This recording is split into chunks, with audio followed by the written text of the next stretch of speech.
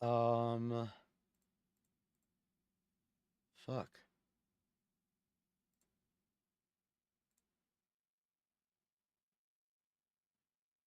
Are we live or not?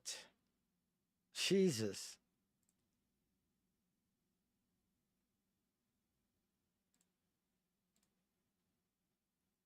Okay, we are live. Okay, we are live. Okay. Goodness gracious.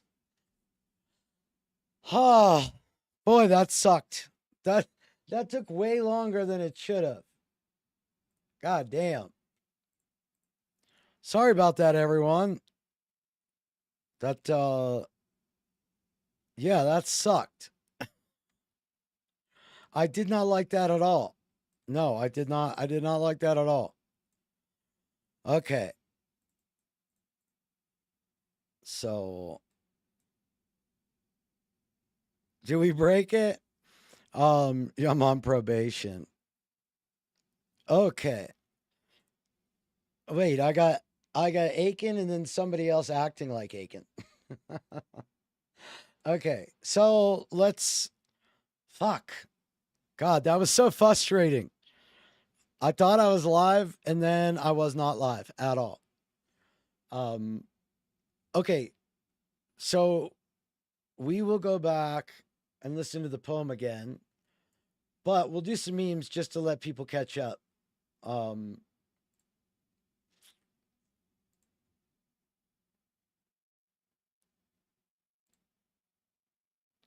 Okay, you made it. I screwed up originally. That sucked.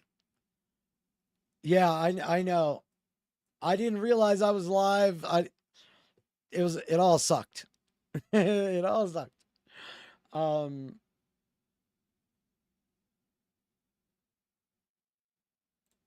So like, real question, real shit. Okay. Do girls like purposely tuck the shit in the back? Excuse me. What? Jake!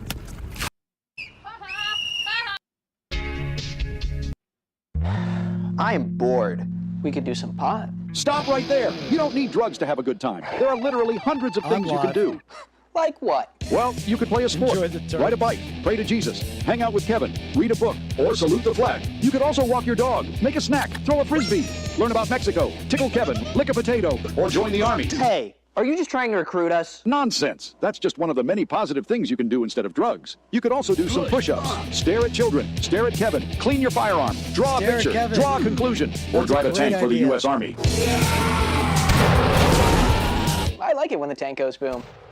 It is pretty relaxing. You know what's also relax? Take a walk in the park. Touch some grass. Be the grass. Touch Be a grass. rock. Now leave the park. Go for a drive. smoke Head some to your grass. local Army recruitment center. Sign the paperwork. Go to boot camp. Fly overseas. Go to war. Hold a dying comrade in your arms as he mutters his last words. At least I died drug-free. I guess that is way cooler than getting high. But what if I get PTSD? Just smoke some pot. Nice try, but we've got better things to do. I want to join the army. Me too. Right after I lick this potato. Are you hopelessly vanilla? Then call 1-800-TOKEN-BF to add some diversity into your little white life. Hello? Yeah, looking for a token black friend. We could really use somebody with some street smarts. We'll do that. Okay. Y'all want to hit this? I'll do anything to seem cooler than I really am. Converse with your token black friend and get to know each other. Who knows? You might. Okay, if you wouldn't mind, go hit the like button. All of the analytics that I had set up for the actual stream are fucked. So while we listen to the poem again, I'm gonna fix them. From Lee Hill. And in it is a poem. And it's called, well, there is no name. And when Lee called me from Asia, and I said, "What's up with this poem?" And he was like, "Hey, look," he goes, "I received a couple of poems in my mailbox. Just try to get it to somebody you trust." He goes, "Because I think it's important." And this poem, I gave it the name, the Three Men poem. Now, it's a little bit long. So, Nick, I don't know if you want me to read it or... I would love nothing more than for you to read the poem right now. Okay, so this is how the poem starts. This is not the author of the original poem. Recidivism is my only concern. You are the only one who has a copy of this. Please respect my anonymity. People who abuse children are terrorists too. In the spirit of Crazy Horse, it's all connected. And then the poem begins. The truth, in his cocky reverie, the truth the three would carry to the steps of the authority to boast of their pernicious spree. But he did not know that I could see, and therefore was not wary. For hidden in the rectory, protected by the church decree, he delved in child pornography, while elders professed not to see. His sister told them it could be. He killed the child, and honest she, his secret would not bury. They did not know he changed the key when police would come to query. So they broke and entered quietly, though he would claim illicitly. What's up, tacos? And so avoiding calumny, a grand sum he was paid to flee. And so it was conveniently, their questions he would parry. To solve a tale of misconstrue, just look into the Offman's pew. You'll find there in Fort Lupton's slough, stray cats aplenty, skinned a few. On prying stoops their hides did strew, and cat's blood will scare daughters too. While bushes hid their sins from view, Richard held the cue. The child must die, he did decide. The crime arranged, the ritual plied. With church at stake and family pride, 3 men he chose to enter. Though 2 decried this church a lie, their testimony was denied. With ties that run both deep and wide, no one could defend her. Now some have gone and some have stayed, class to find the roles they played. Someday you'll know the masquerade of Zach, the great pretender. You said a mouthful, Astro. Hang around. And then it mentions the 3 men and gives 3 names. So this is the poem I received from Lee Hill. Mm-hmm. And I don't know what to do with it.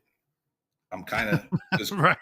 You know, I'm like, okay, this is the Ramsey, this is the Ramsey case. A lot of crazy people out there. Anybody could have written this, but it was written in such a way that I kept going over it. And when it mentions the 3 names, one I had never heard of before in regard to the Ramsey case.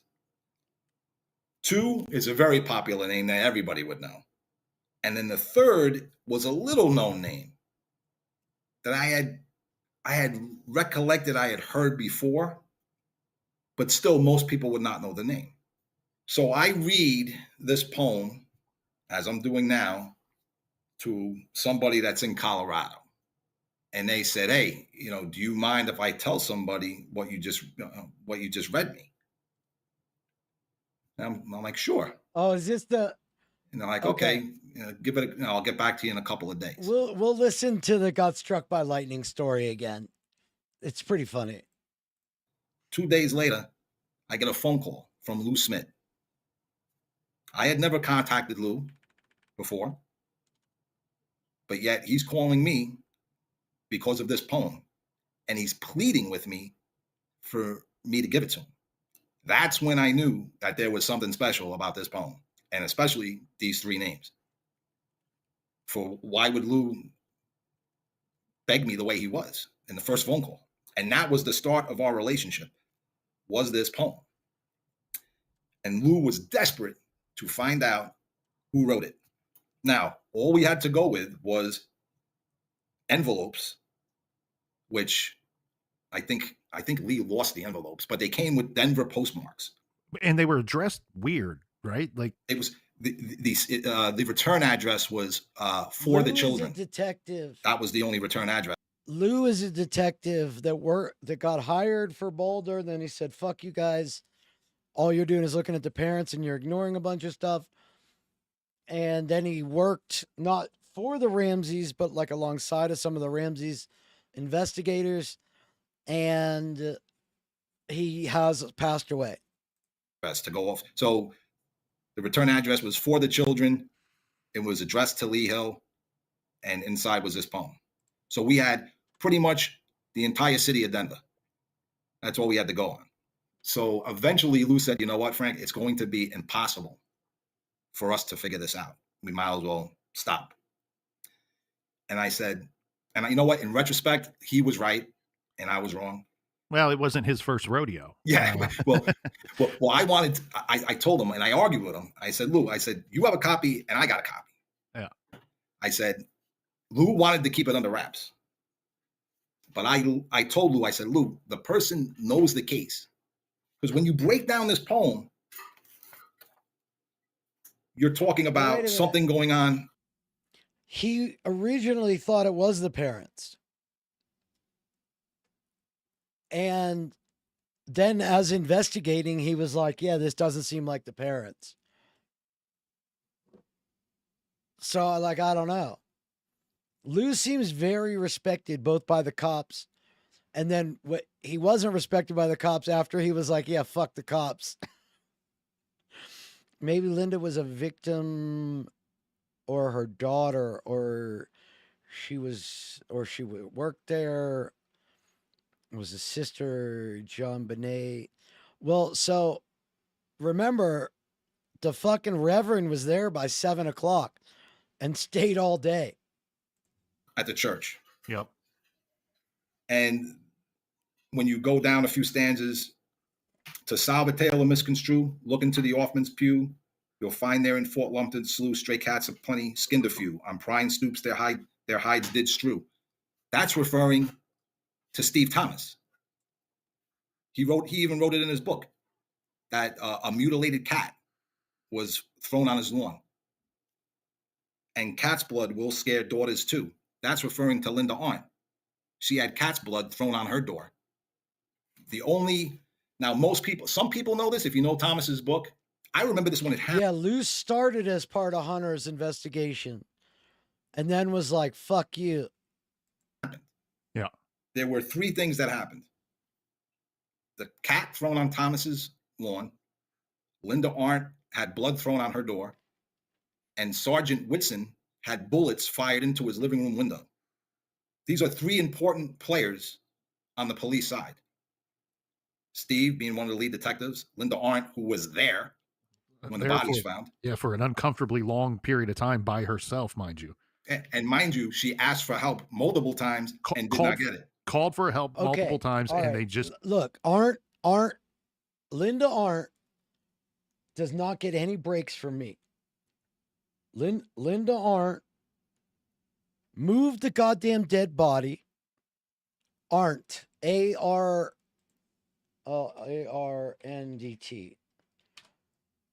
She's the detective. She's the one that told the Ramseys to go search the house.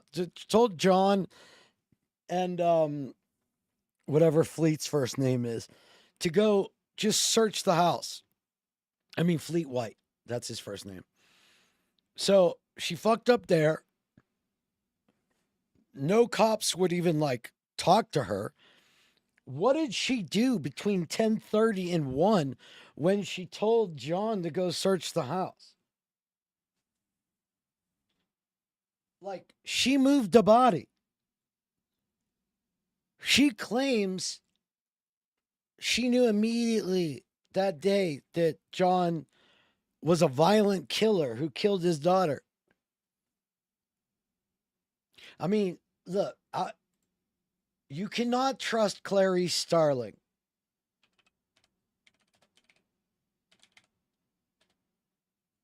You can't trust Clarice.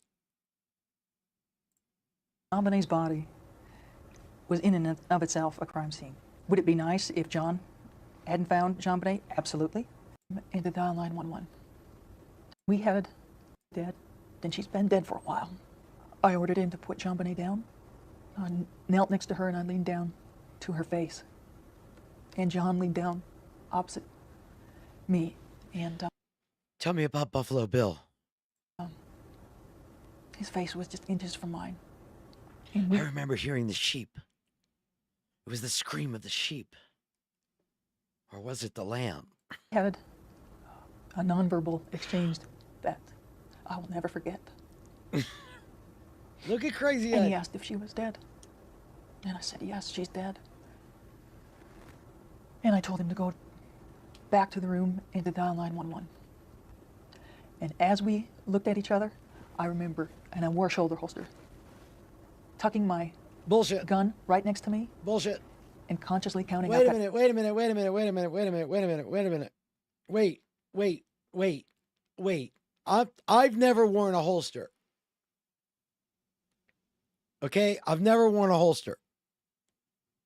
But I imagine if I had a holster, which arm, if the gun's on my left side in the holster, which arm am I going to secure the gun with?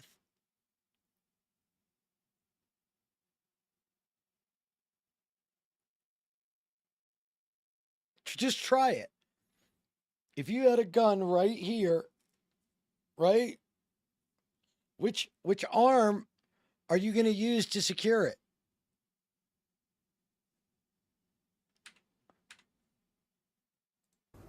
And as we looked at each other, I remember, and I. What is this move?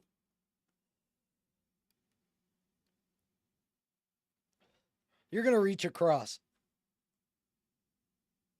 If you had a gun here, how are you going to, unless you have it angled this way, but why would you have a gun angled at your chest?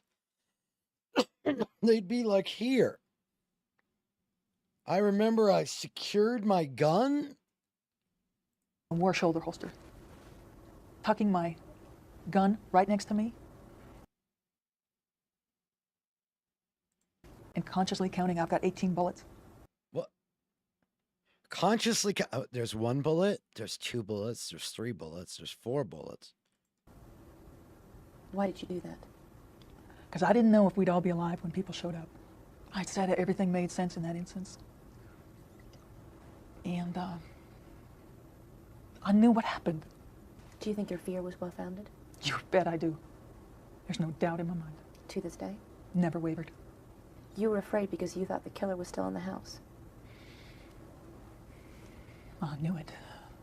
Dude, Astral, all you can do is collect information. That's it. Like, that's literally all we can do, because nothing makes any sense. 1:10 p.m., Detective Arndt moved JonBenet's body from the hallway to the living room. Oh, you're telling me the detective who claims that it's John Ramsey's fault that he moved his own daughter. And you should never move a body, which is why I moved the body. I think she moved the body to make sure she had an excuse for her DNA. There was another case that happened 9 months later. They call the Amy case, or Amy's case. It was another little girl that went to the same dance school as JonBenet that was fucking sexually assaulted in her house on the 2nd floor of her house. And, you know, the detectives on that case decided these are unrelated, and even saying they're related is a problem. You know what is related, though? They had the same fucking Clary Starling detective. 1:10 p.m., Detective Arndt moved JonBenet's body from the hallway to the living room. John Ramsey came back into the So it's John Ramsey's fault that I sent him to search the house, and he's not a professional. And then it's John's fault that I didn't do my job, and it's John's fault that I moved the body. She knew the killer was there because she's a fucking killer. I don't think she's involved. As far as I don't think she was involved in the actual crime. She's either involved because they assigned the least competent person to all the crimes they wanted not solved, Or, you know, maybe it's worse. Maybe there are people on the force that people knew something was wrong with. Living room. Anyway, we were. This isn't. She's mesmerizing. Just ignored her calls. And you know, if it was obvious, she was dead, there's no reason to move the. Well, so John, the dad, brings her upstairs, which I understand that move. Like as a dad, you've been thinking your child has been kidnapped for 7 hours. You find her fucking tied up and bound with like shit around her neck, and you're like, fuck. And you bring, since the cop didn't go with you, you bring her up to where the cop is. Like, I can make sense of that. I can't make sense of her moving the body and then blaming John. Well, John put a blanket over her. You moved her. Off-brand Jodie Foster. With her DNA thing. Well, she was in both the houses and can be excused as why her DNA is there. She moved the body. She also claims she told John to call 911, and then she says she called 911. You know, she's somebody that kind of gets thrown under the bus, and I think the public has been a little impolite to Linda Astral. Arndt. Has she said some strange things Now, over? does that mean that there's no way he knew his daughter was dead in that room? I'm not saying that either. I mean, I won't rule out that he wasn't fully aware of these pedos. I don't know. I don't fucking know. The years, yes, a couple, but we pointed this out in our 6-part series years ago. I'm confident saying this isn't a mom getting mad at bedwetting and then they covered up the head wound, which didn't have a laceration. How would they know? How would they know the severity of the head wound if it didn't cut? There was no mark. It wasn't bleeding. So the idea that like they're gonna cover up for either Burke or Patsy by creating a garrote and staging the torture of your daughter. Now you got to remember, John Ramsey already had a daughter that died in a car accident. This all is, how or why was she there? She's a detective. That's Detective Clarice Starling, aka Linda Arndt. And he grabbed a throw that was on the back of a chair, and he says, could you please cover her body? And as he's saying it, he's already put the blanket on top of her. Arndt would later be harshly criticized for two key decisions, asking John Ramsey to search the house and allowing John Ramsey to place... Do you hear how this is how the media fucks you? Okay? If you didn't listen to the fact that she moved the body, then the police are mad at John destroying the crime scene. So she didn't go search the house. No cops searched the house in any sort of real fashion because they didn't find her. Then they left at 10:30 and left her alone. Then what was she doing? What was she doing from 10:30 to 1 o'clock when the only thing that they mentioned from 10:30 to 1:30 is that John looked in his mail at some point, which was suspicious, and he moved his daughter that he found in the torture room. And so the media says he moved the daughter and he put a blanket on her. But she just told you she moved the body. For two key decisions, asking John Ramsey to search the house and allowing John Ramsey to place the blanket on JonBenet's body. What do you mean? Yeah. How did she know to be there? She was the detective called in to work the case. I had to know that that was going to contaminate evidence. JonBenet's body. Mason Wenger penned the poems. He is trying to teach Starling. Wait, what do you mean? Was in and of itself a crime scene. Would it be nice if John hadn't found JonBenet? Absolutely. And would it be nice if he hadn't put a blanket? Yeah, it would be great. Yeah, but you moved the body, so stop acting indignant. That she disqualifies everything she's saying because she moved the body and she didn't do her job. Have some. It's the parents' job. It's the parents' fault. I didn't do my job. Oh, it's a joke. I didn't get it. Why alone? All the other police left. They all left her alone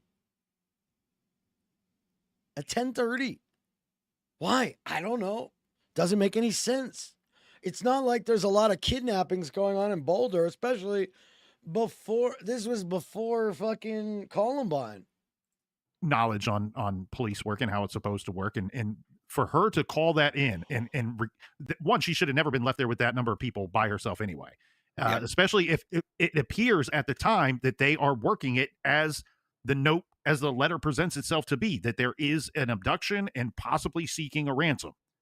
And yet they leave her alone when a ransom call could come in at any minute with all these people, and they don't even really fully know what's going on yet. And she's calling in for help, and they leave her out there.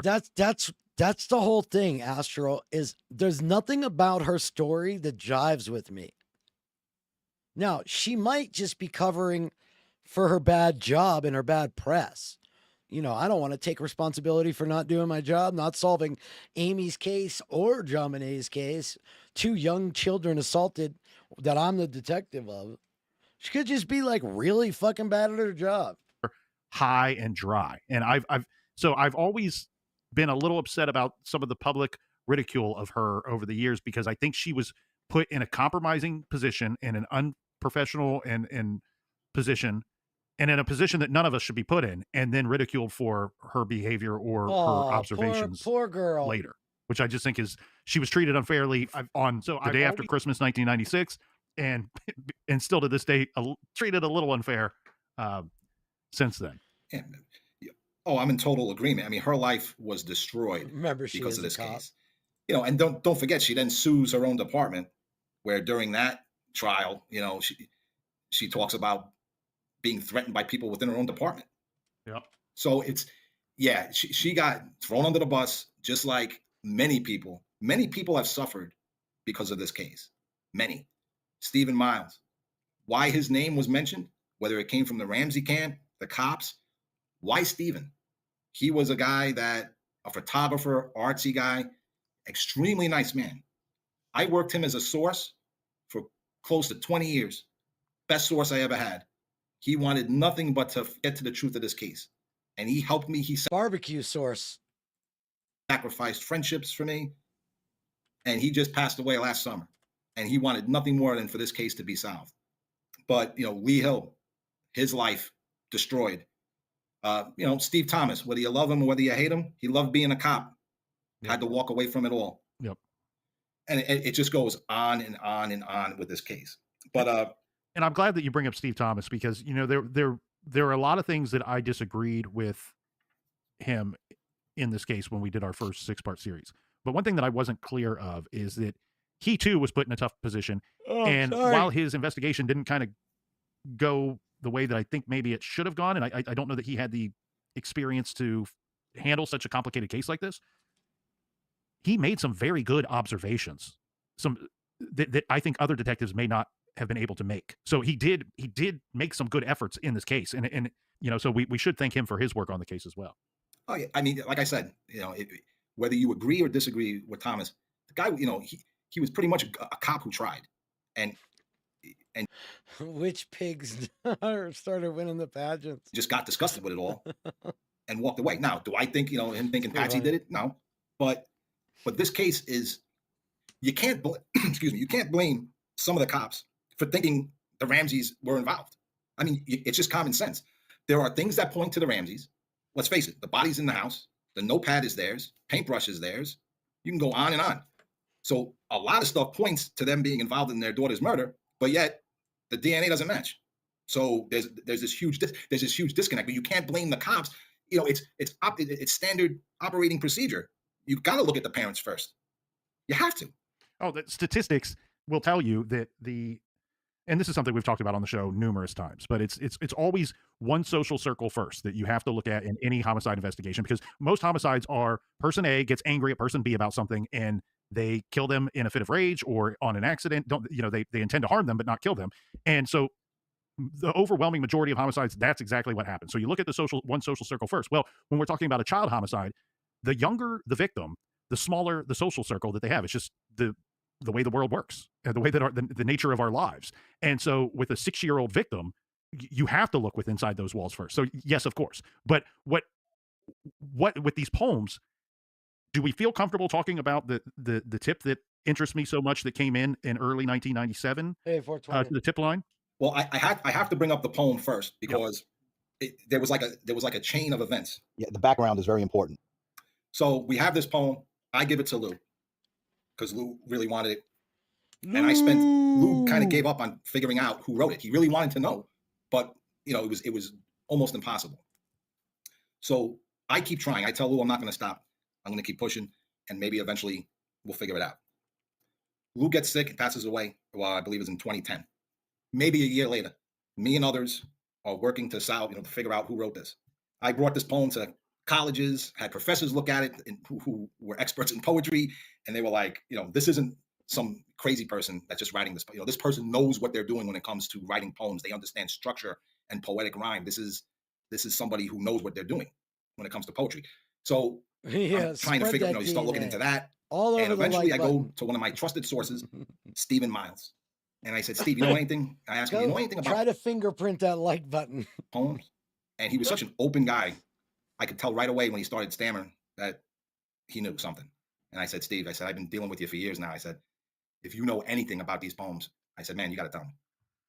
And he's like, yeah, I know about poems. He goes, I mailed one to Lee Hill. I was asked to.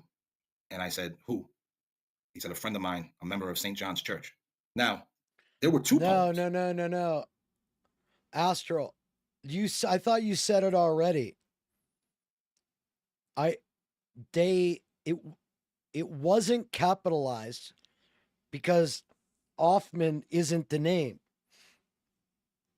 So the idea that we thought it was a name, but there wasn't a capitalized letter, does make sense that it was missing a letter, especially since it was possessive. And the line, the word, what was it, Calvary, which was like, I didn't want to say her name and smear her or smear pews, but this is what I thought. If you look at it, if you look at, I don't know. I just don't know. I don't know. I always thought there was one. Stephen Singular had another poem. We both thought we had the same poem. Yeah, and we never really discussed it. That was the part that not only confused you guys when it happened, but it confused me because I'm reading his book and he puts a portion. I think it was just a way to hide it in plain sight by sticking with the church theme. But also, it's possible that many other things in here could not be what they are. You know what I mean? Like, it takes breaking down. It seems very complex. No, you're good. They're in Fort Lupton Slough. But the possessive there and knowing they live in Fort Lupton. Now, maybe the things that he said about the cat and the blood, but this could be way more metaphoric than like actual cats.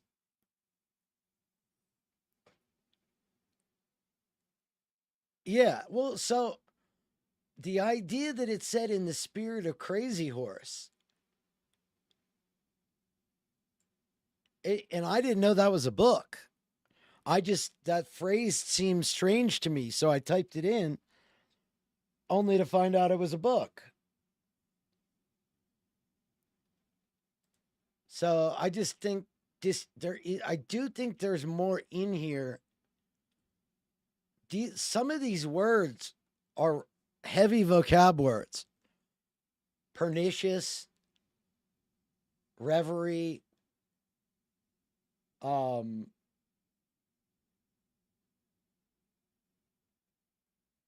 calumny, I don't know how it's pronounced. I mean, misconstrue.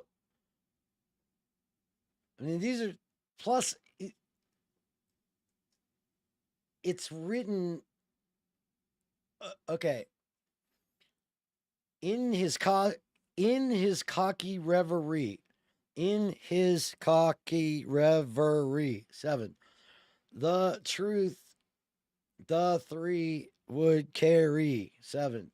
To the steps of the authority, 9. To boast of their pernicious, to boast of their pernicious spree. That's 8. I don't know. But it seems educated. Because they're matching meters. Anyway. I believe, of the poem that he receives. My opinion. And then later, you and Stephen at some point figure out that you've both received poems, but they're actually different poems. Well, and like I said earlier, we kind of we didn't work on things together. The singulars are their own brand, and me and my brother, we do our thing. And occasionally we would kind of bump into each other with information. Thing. This was one of those instances when he said he had a poem, I had a poem, and I said, oh, so you know about the 3 names, right? And he's like, my poem doesn't have any names. And I'm like, what are you talking about? He goes, my poem's called the Manchurian Doll. And I'm like, what? So I don't know if you want me to skip that part. Interesting. I do have it here if you want me to read it, Nick. If you think we should just continue on and get to the point that you're asking about the tip line, it's up to you. No, I want to hear the and I think the listeners will want to hear the other poem as well. Okay, so Attorney Lehill has mailed 2 poems that he received out. One is what we call the 3 Men poem to me, and the Manchurian Doll poem was sent to author Stephen Singular. Stephen Miles was asked by somebody involved who's a member of St. John's Church to send one of these poems to him, and asked Stephen Miles to go to Denver so it did not have a Boulder postmark. So Stephen said he took a bus to Denver and then dropped it in the mailbox. Mm-hmm. And that's how Hill got it. So the Manchurian Doll starts off. They say that innocence prevails and evil cannot master time, and riches and fame and fortune sow some evil seeds which then will grow to devour their progenitors. Of 30 duos, some must know that they... Okay, sorry, hold on. Where did I have this? I had the other... Oh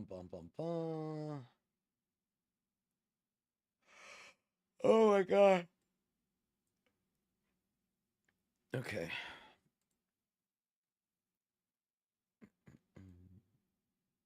No. Hold on, let me just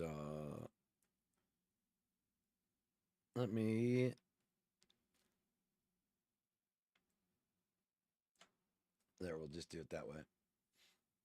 The Manchurian Doll. That they themselves will out their crime and have. Within an old man's fleeting leer, the cycle of the dolls came for progenitors. Of 30 duos, some must know that they themselves will out their crime and have. Wait, what? Within an old man's fleeting leer, the cycle of the dolls was asked by Sue. One is what we call the 3 Men poem to me, and the Manchurian Doll poem was sent to author Stephen Singular. Stephen Miles was asked by somebody involved who's a member of St. John's Church to send one of these poems to him, and asked Stephen Miles. Okay. I want to listen to this. I do have it here if you want me to read it, Nick. If you think we should just continue on and get to the point that you're asking about the tip line, it's up to you. No, I want to hear the and I think the listeners will want to hear the other poem as well. Okay, so Attorney Lehill has mailed 2 poems that he received out. One is what we call the Three Men poem to me, and the Manchurian Doll poem was sent to author Stephen Singular. Stephen Miles was asked by somebody involved who's a member of St. John's Church to send one of these poems to him. Stephen Miles.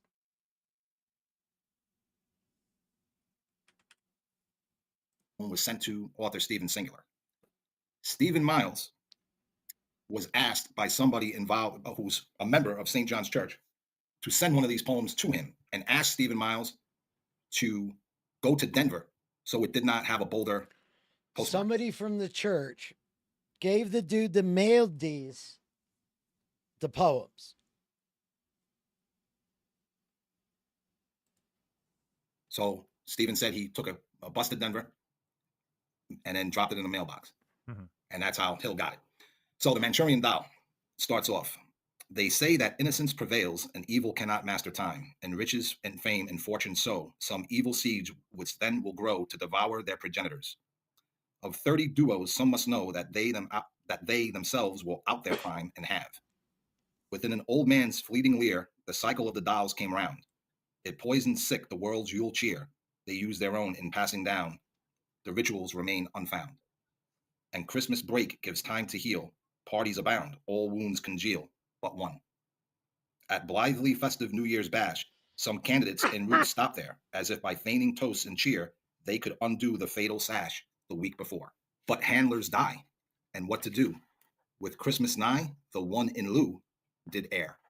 St. John would roll over in his grave to know the smut that crossed his nave, yet Christmas Day he held her near, as if he knew she'd disappear that very night. An elder cleric's errant son, his extant crush now on the run, did they supply the candidates with fodder for their lewd fun? Do tell. Truth blazes in, but from McFar. The hunt team's snare was too adept, with keen eyes placed to guard the bar. The talk of dolls in silence kept. They tripped the truth while jurors prepped, then sacked the hunter as inept. But hunters now, the hunted are. Death's officer perfidy bared, though taints of roofs fast disappeared. No antidote this Snow White spared. The other signs were clearly there, yet all were hastily interred, and silky dressed and golden haired truth slept. Of one who died outstretched on high, in most gentle hands his swaddle made, and in spokal cloth she laid, nor twins replayed round captive limb. This mortal braid is our demise, when angels perish in its vice. Betrayed by kindred's galling lies, as purloined justice turned blind eyes, a panic lapse left unsurmised, clues carried home, already prone, sleep guised. However, one must study greats. Take, for example, William Yeats, who spoke about Byzantium. No governor could stop the run. Your split in planning took its toll. Your race spun out of control. Things fall apart. The Antichrist lurks in the head. It festers in the carnal eye, which takes young victims from their bed to suffer that and then to die. Now vacant, half-glazed tears are shed from ambidextrous authors' stead. One doll, now grown, hides in dread. Another. Yo.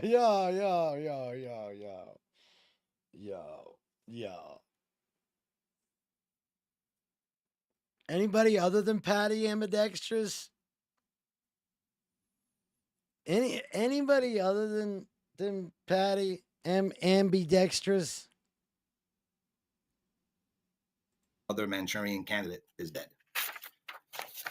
So now we got two poems. All right, one more again. Death's officer perfidy bared, though taints of roofs fast disappeared are their progenitors.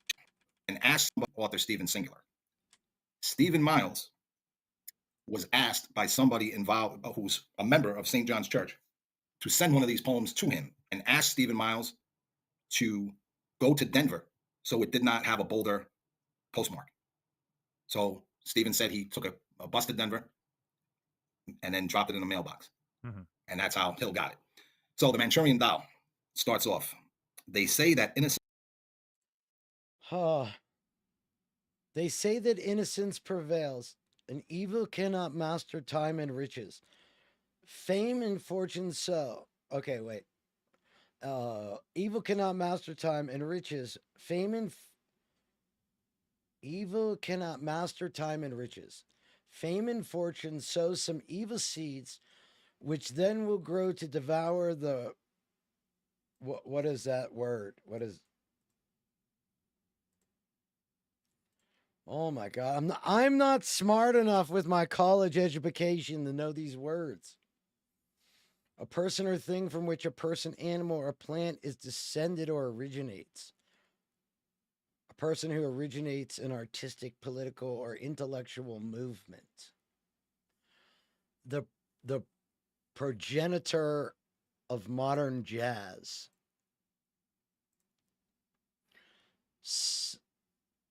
Fame and fortune sow some evil seeds, which then will grow to devour the people that started the movement. That makes sense. Of 30 duos. So if two people broke into the house, I mean, did I do this last time?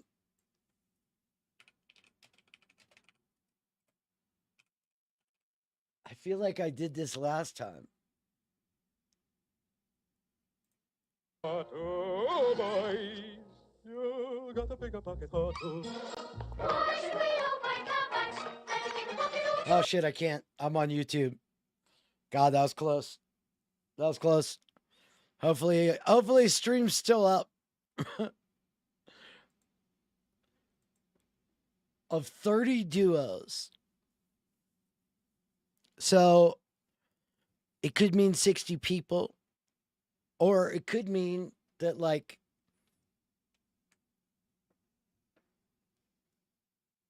congregation. That's what I'm saying. Could be just the masses. Right. How many lines in the poem? Fuck's sake. I don't know. Here, I'm going to let you do that.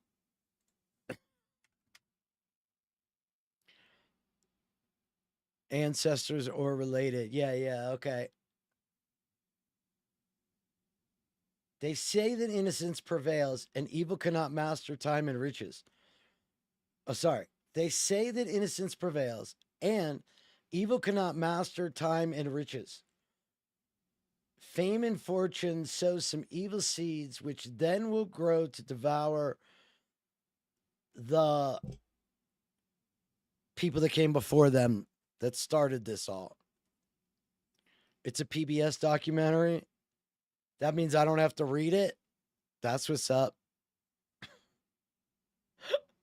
Of 30 duos, some must know that they themselves will out their crime and have.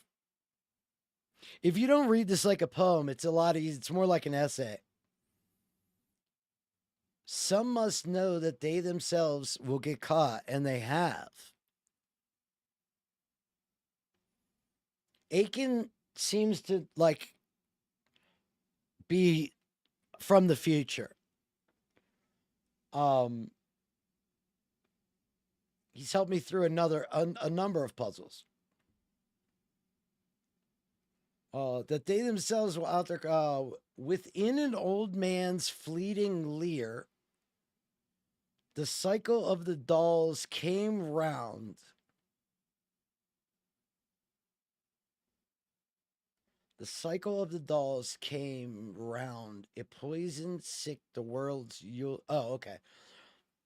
It poisoned sick the world's Yule cheer. The use there.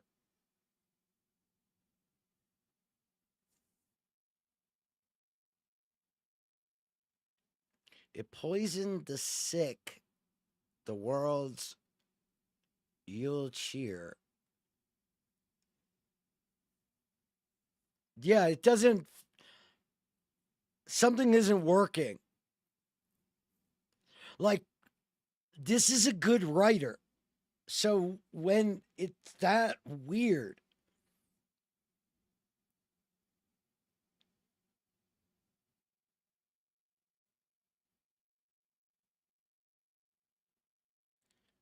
cheer the use their own.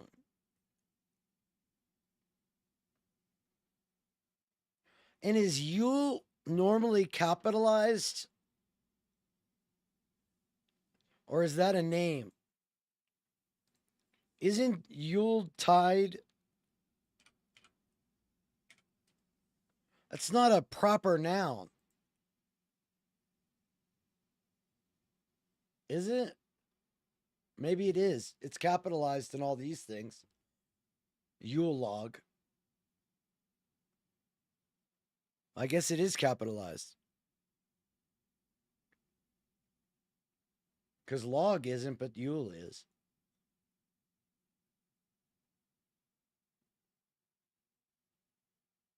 I don't know. There is a Christmas pageant. There was one. In fact, JonBenet had just won and was on a float in the parade. It poisoned sick the world's Yule cheer.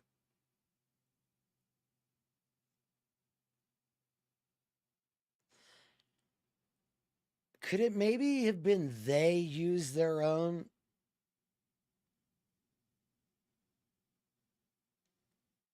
Because if that's a they,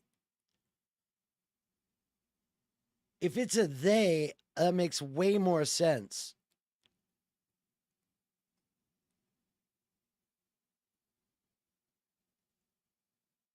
The cycle of the dolls.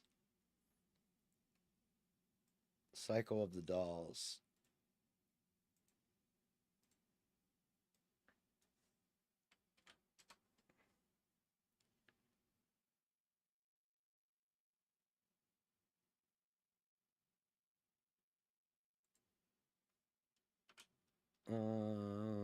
Specifics.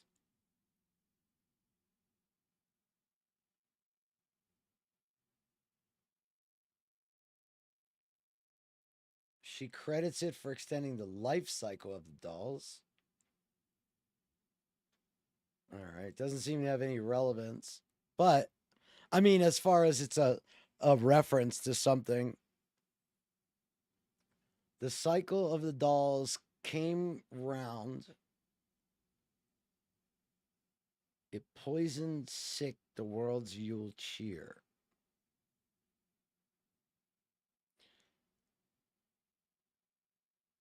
So, what about a dance recital?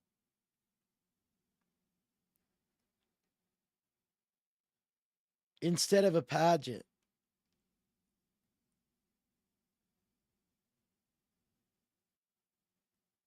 She was getting too old and the priest was freaking out. She was going to rat on him. Yeah. Yeah. That could be. I mean, it definitely could be that it was the priest.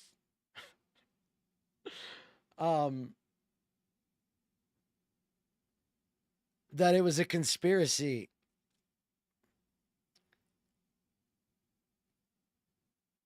The cycle of the dolls came around. It poisoned sick the world's Yule cheer. To use their own. In passing down the ritual, remain unfounded. It poisoned sick the world's Yule cheer. In passing down the rituals, remain unfound. And Christmas break gives time to heal. Parties abound. All wounds congeal but one.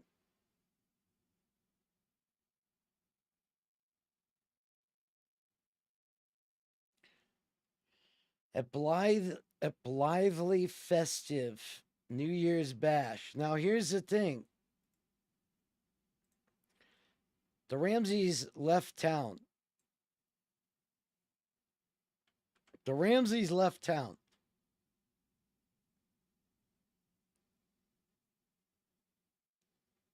Callous or improper, indifferent, cheerful indifference. With a cheerful indifference, festive New Year's bash. Some candidates en route stopped there. Now, that could be political candidates.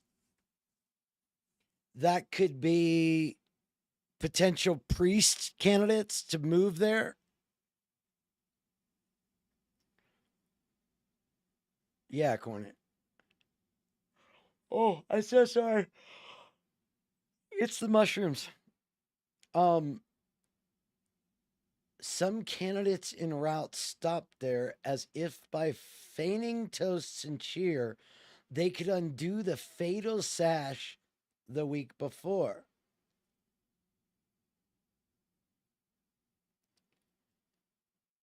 Technically, what's a sash? Like, I know what I think it is.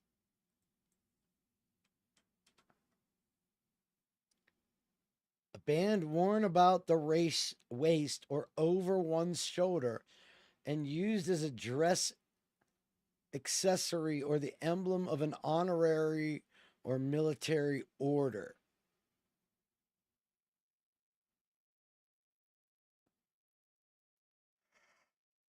Oh, God, I'm sorry. I'm not tired.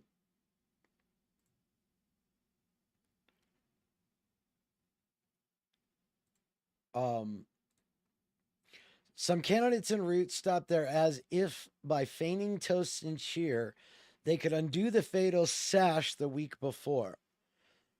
But handlers die, and what to do?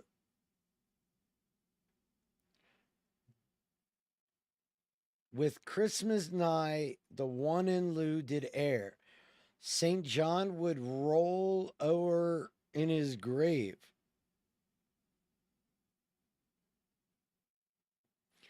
To know the smut that crossed his nave. Yet Christmas Day he held her near, as if he knew she'd disappear. As if he knew she'd disappear that very night. An elder cleric's errant son, his extant,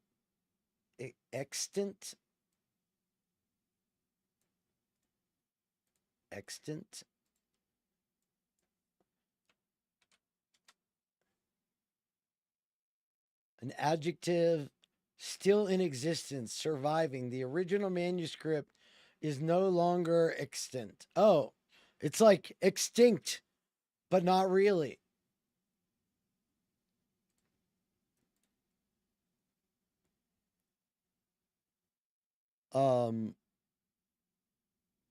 Errant son. Now, dude, wait a minute. What if Burke isn't John's kid?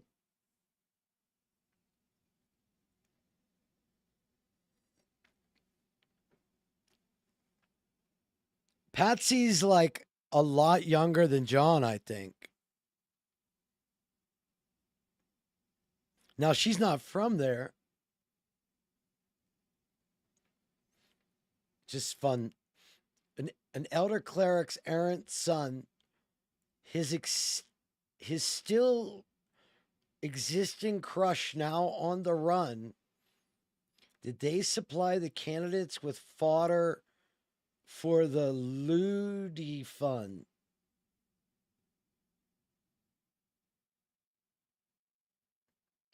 Ludi Fun. About that social space. I think all things are possible. And it's fun to speculate when I don't mean any of them as like, this is what I think. Unless I really go, I know it's the mushrooms. Okay. It's Lewandowski. It's Corey Lewandowski.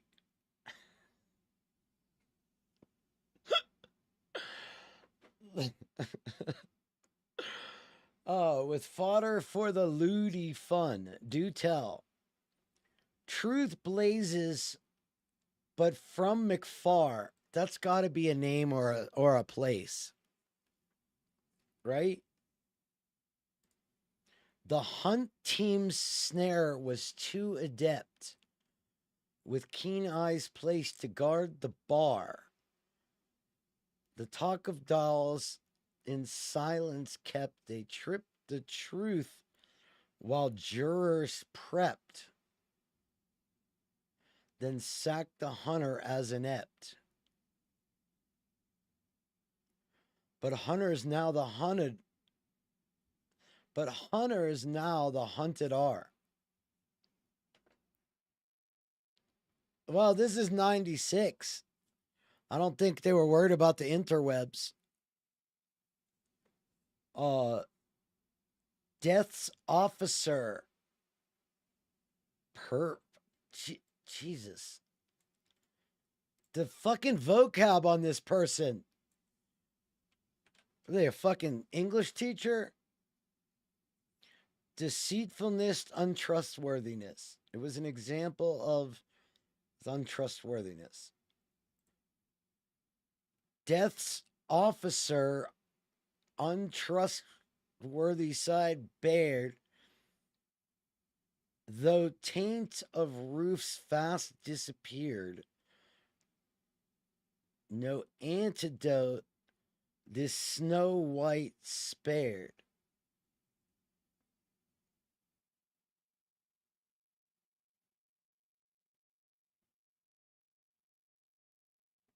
Well, Death's officer, Agent Starling. Agent Starling was untrustworthy and deceitful. It was laid bare. The taint of roofs fast disappeared.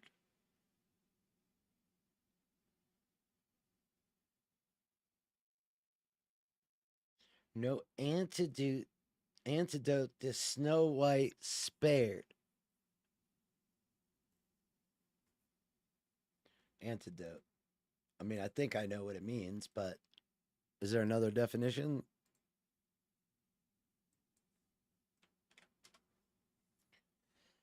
Medicine taken or given to counteract a particular poison. There is no known antidote. Counteract the poison. No counteracting. Like, to me, roofies, was that a thing back then?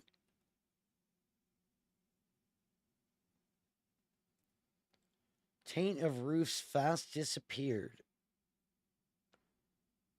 Maybe you're right. Maybe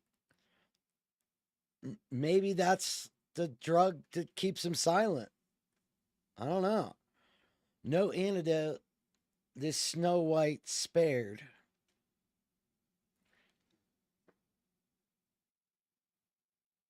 Which kind of means like to me, kind of like any other thing that people came up with.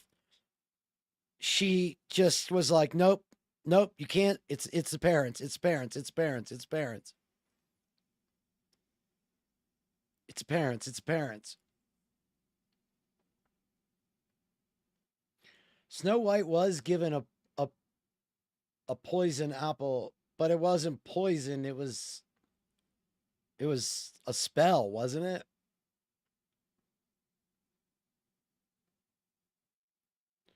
The other signs were clearly there, yet all were hastily interred. God damn you. Dude, did a professor write this thing?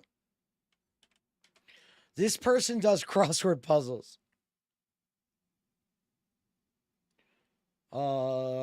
Past tense interred, past participle interred. Place a corpse in a grave or tomb, typically with funeral rites. He was interred with military honors. Yet there were the other signs were clearly there. Yet all were buried.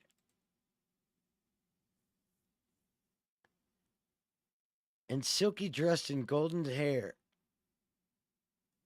Truth slept.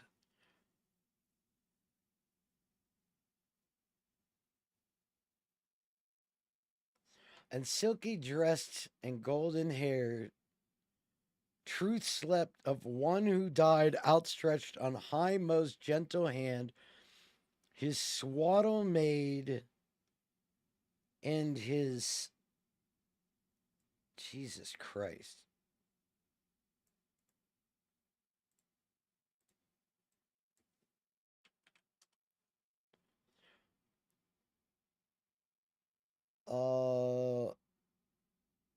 Uncovering the shroud of Turin, believed to be the the cloth of Jesus Christ.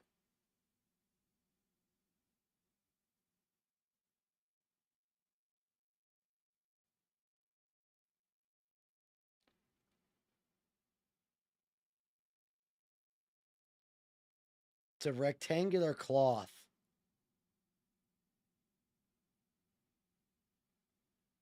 It's just the cloth.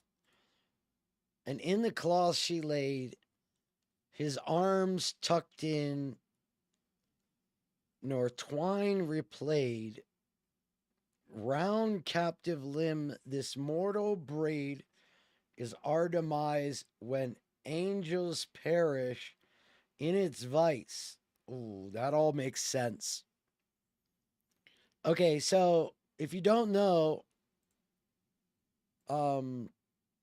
I better pull this up in another window to find the right one.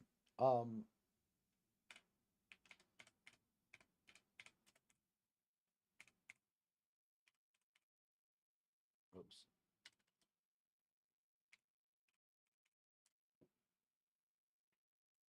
Okay.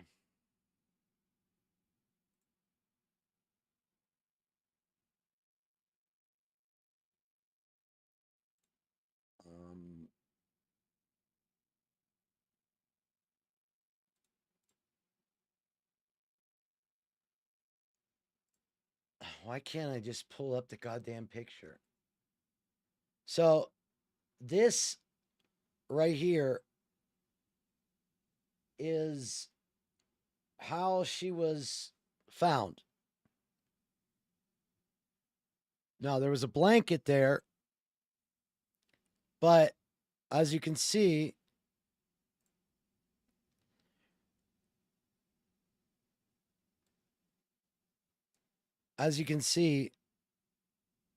it's not it's a garrote.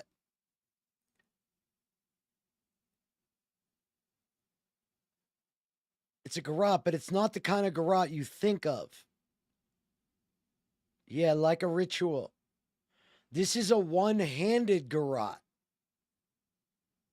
Now, a similar type of garrote, and how this would work. Oh, can I not spell? Is it really? Am I spelling it wrong this whole time? I am. What an idiot. So here's a form of garrote where it is twisted to tighten. Okay? Not one of these. Not one of these. With the two handles.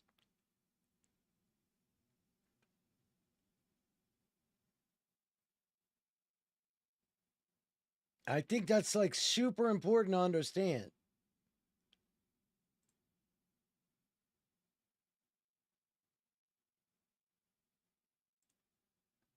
So she also was believed to be assaulted with the other portion of the paintbrush. She had a rope around her wrist.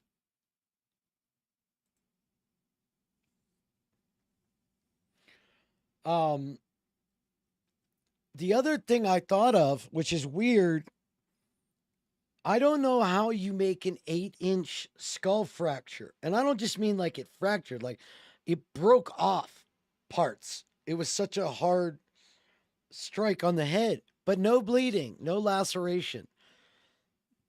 The dude doing the autopsy didn't know the head was like crushed in until he removed the skin.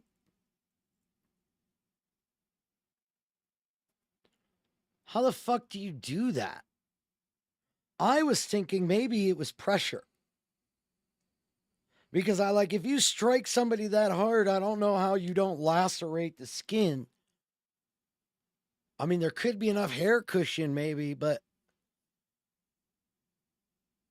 I can imagine a scenario where you're using a vice in a head.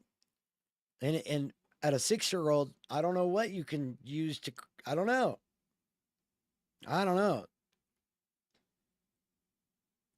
Just a potential theory. Where were we? Truth slept. True slept of one who died, outstretched on high, most gentle hand his swaddle made, and in the cloth she laid. Wait. His gentle hand his swaddle. Now, there's a theory about how these garrots are used. And if you have this thing completely twisted with a little kid, wouldn't you be able to hold on to the handle and the head?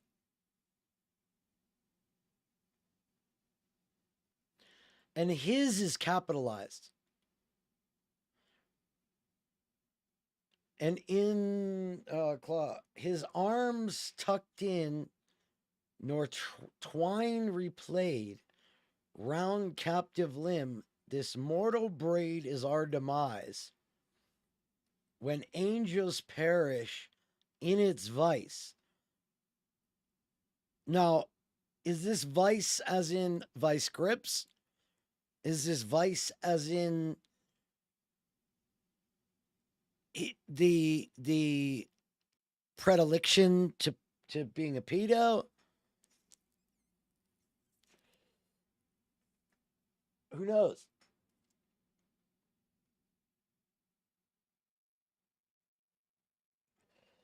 Even if it's written one, it could be both. Like a lasso.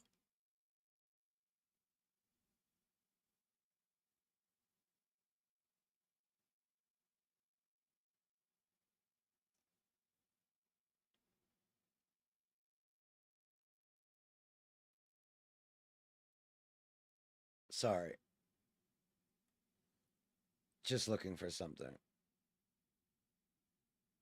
Where did it say perish, by the way? Oh, there. Perish as in a parishioner, and not perish as in to die.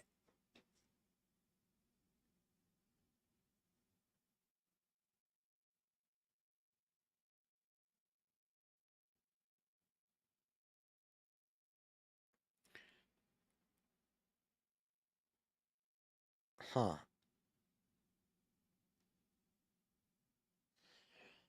Oh, okay. Most gentle hand his swaddle made, and in his Jesus cloth she laid his arms tucked in, nor twine replayed round captive limb.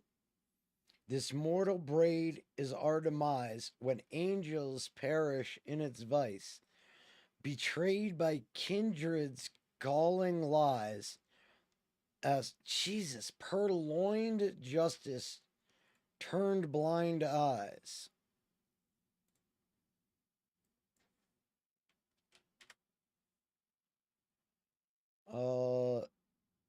Steal. He must have managed to purloin a copy of the keys.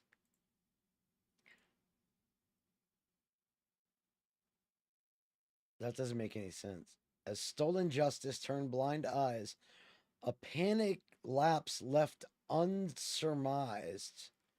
Clues carried home already prone, sleep-guised.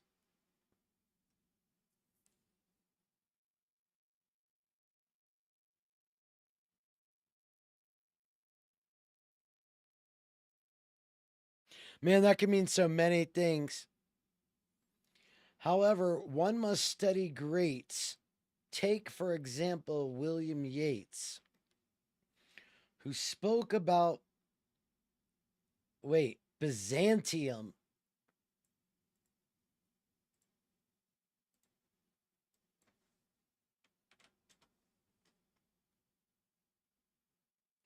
Modern historians use the term Byzantine Empire to distinguish the state from the western portion of the Roman Empire.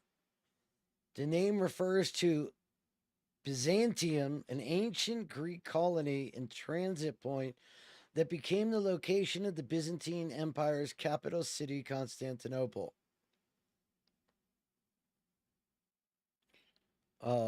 It's poetic. It will probably mean both things. True.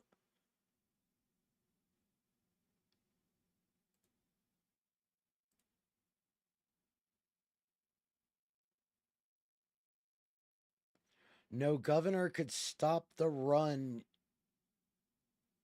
No governor could stop the run. Your split in panning took its toll. No governor could stop the run. Your split in planning took its toll. Your race spun out of control. Things fell apart.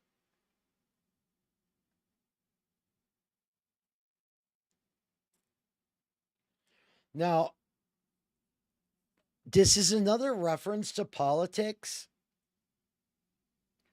but a governor is also a thing on like a vehicle that doesn't allow it to go higher speeds. Like, it can be something else. The governor could stop the run. No governor could stop the run. Your split in planning took its toll. Your race spun out of your control. Things fell apart. So could you fit the poem in one screen? No. Like, here, wait.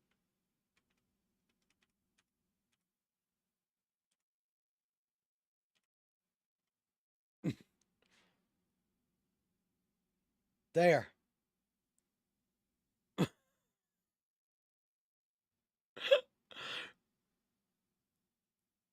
I mean,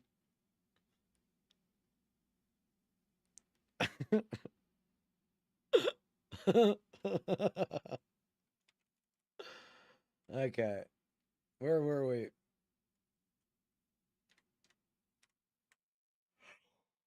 Oh gosh, so sorry. I should have been in here this whole time. Sorry. Um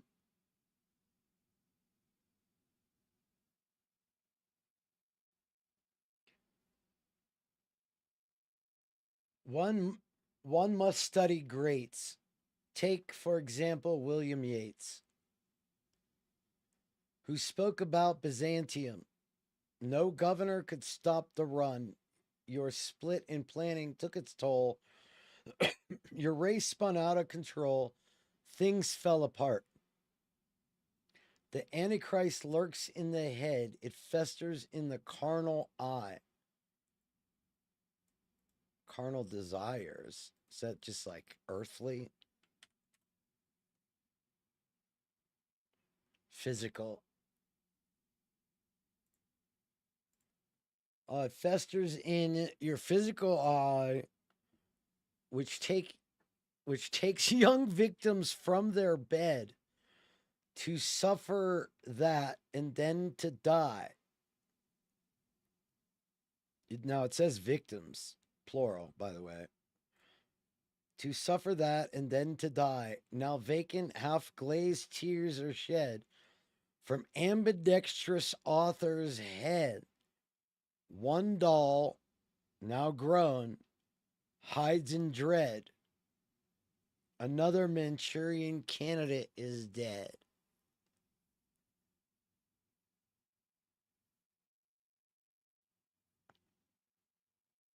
So, God.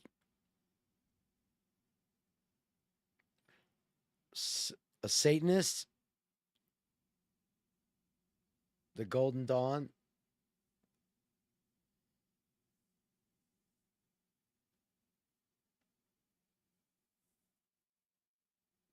So let's go back and try that. However, one must study the greats. Take, for example, this Satanist.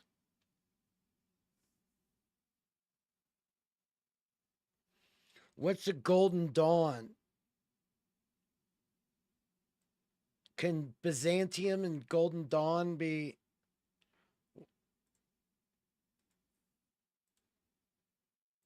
Because if it was a direct spiritual, was an old victim,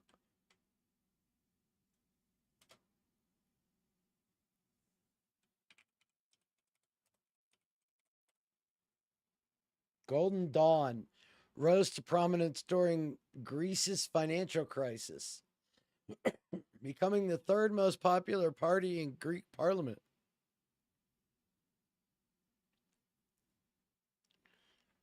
The ultra-nationalistic far-right Greek political party Golden Dawn has said that Istanbul will be Greek, the dream to restore Byzantium.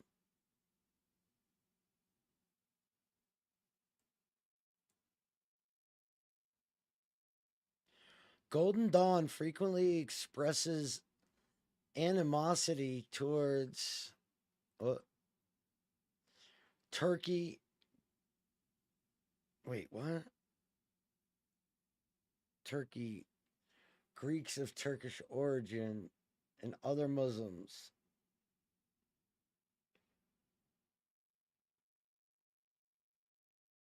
Took power in Greece 2019.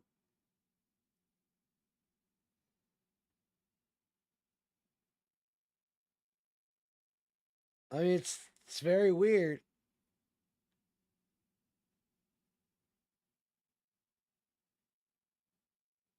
Now what I found is interesting. Golden Dawn in the classics. Constantinos also left tends to dismiss Byzantium because of its links to religion.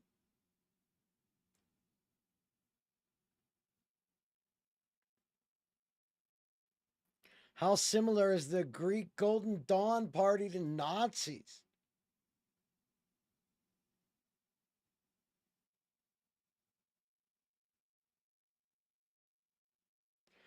Secretly metaphysical, the Hermetic Order of the Golden Dawn.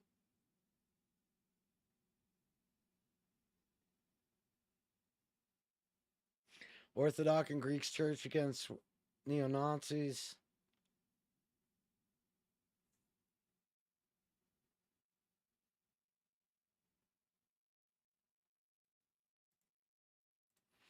I mean, it sounds like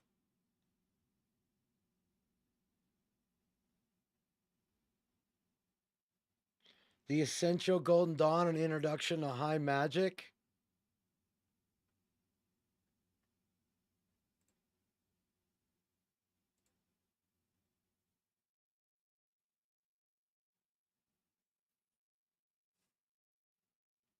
(1984), he believed the superiority of the Greek race and belonged to a strange political organization called Golden Dawn.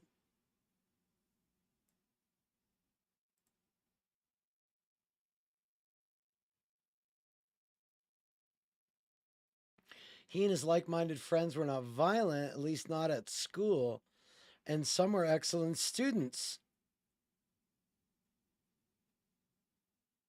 Collection of documents known as the cipher manuscripts written in English using a cipher attributed to Germans. Oh, no. Oh, no. That rabbit hole just got big. There you go, Aiken. Rumble, this is all yours, dude. This is all you. This is your forte. I think I just opened a door you didn't know about.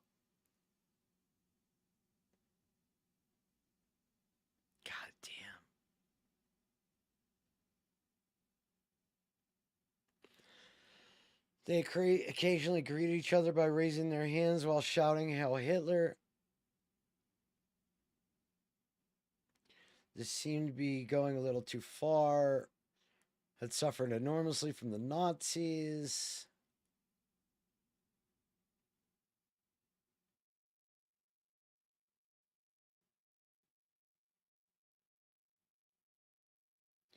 Gallows humor.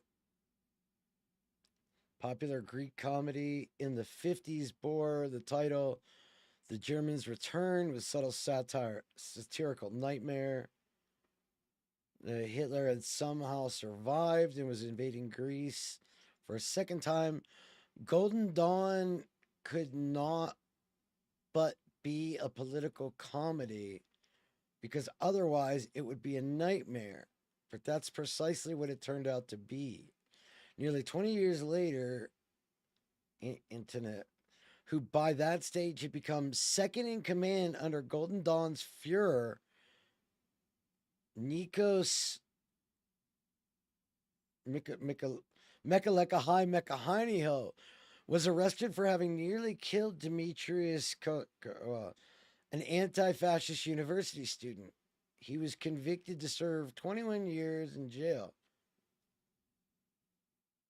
Now, John Ramsey made a really interesting statement saying he moved into a near socialist economy. There is nothing about Boulder's economy that is socialist.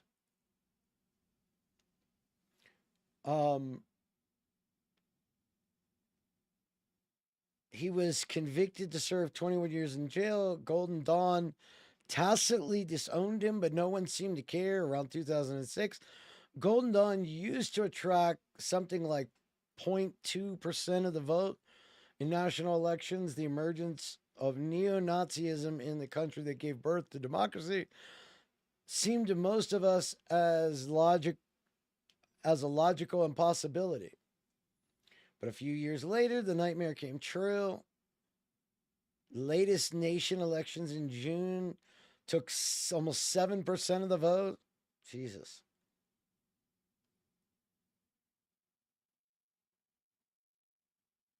Presents strong, impressive male bodies. Some even bear guns illegally. Protect Greeks from illegal migrants. Super fascinating rabbit hole. Okay. Let's see if we can finish this fucking poem. The Antichrist lurks in the head. It festers in the carnal eye, which take young victims from their bed to suffer that and then to die. Now vacant, half-glazed tears are shed from ambidextrous author's head. One doll, now grown, hides in dread. Another Manchurian candidate is dead. So, one way to think about this is that Patsy was groomed to be a beauty contestant and maybe a victim. And she's hiding in dread. And the other one is JonBenet. There's just so much this could be, but it sure makes it a more entertaining mystery. Since prevails, and evil cannot master time, and riches. And yes, I do keep rhyming intentionally. And fame and fortune sow some evil seeds, which then will grow to devour their progenitors. Line, it's up to you. No. My poem doesn't have any names. I'm like, what do you got? Just mention the Greek Orthodox Church. I mailed one to Lee Hill. I was asked to. And I said, who? He said, a friend of mine, a member of St. John's Church. Now, there were two poems. I always thought there was one. Stephen Singular had another poem. We both thought we had the same poem. Yeah, and we never really discussed it. That was the part that not only confused you guys when it happened, but it confused me because I'm reading his book and he puts a portion, I believe, of the poem that he receives. And then later, you and Stephen at some point figure out that you've both received poems, but they're actually different poems. Well, and like I said earlier, we kind of like we didn't work on things together. The Singulars are their own brand, you know, and me and my brother, we do our thing. Yeah, and she's dead occasionally too. we 3 would kind of dead. bump into each other with information. This was one of those instances. And he said he had a poem, I had a poem. But I'm pretty sure that was written before Patsy died. And I said, oh, so you know about the 3 names, right? And he's like, my poem doesn't have any names. And I'm like, what are you talking about? He goes, my poem's called The Manchurian Doll. And I'm like, what? So I don't know if you want me to skip that part. I do have it here if you want me to read it, Nick. If you think we should just continue on and get to the point that you're asking about the tip line, it's up to you. No, I want to hear the, and I think the listeners will want to hear the other poem as well. Okay, so Attorney Leho has mailed 2 poems that he received out. One is what we call the 3 Men poem to me, and the Manchurian Doll poem was sent to author Stephen Singular. Stephen Miles was asked by somebody involved who's a member of St. John's Church to send one of these poems to him, and asked Stephen Miles to go to Denver so it did not have a Boulder postmark. So Stephen said he took a bus to Denver and then dropped it in a mailbox. Mm-hmm. And that's how Hill got it. So the Manchurian Doll starts off. They say that innocence prevails and evil. You said Mein Kampf was boring. I'll look into the links between political movements of the Golden Dawn, the Hermetic Order of the Golden Dawn, which do have strong occult connections. Mm-hmm. And that's how Hill got it. So the Manchurian Doll starts off. They say that innocence prevails and evil cannot master time, and riches and fame and fortune sow some evil seeds which then will grow to devour their progenitors.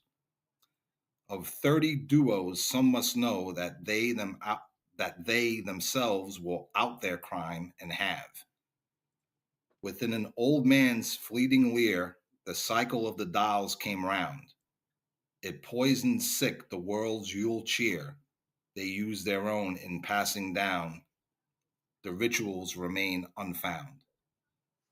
And Christmas break gives time to heal. Yeah, I call the MAGA Manchurian candidates.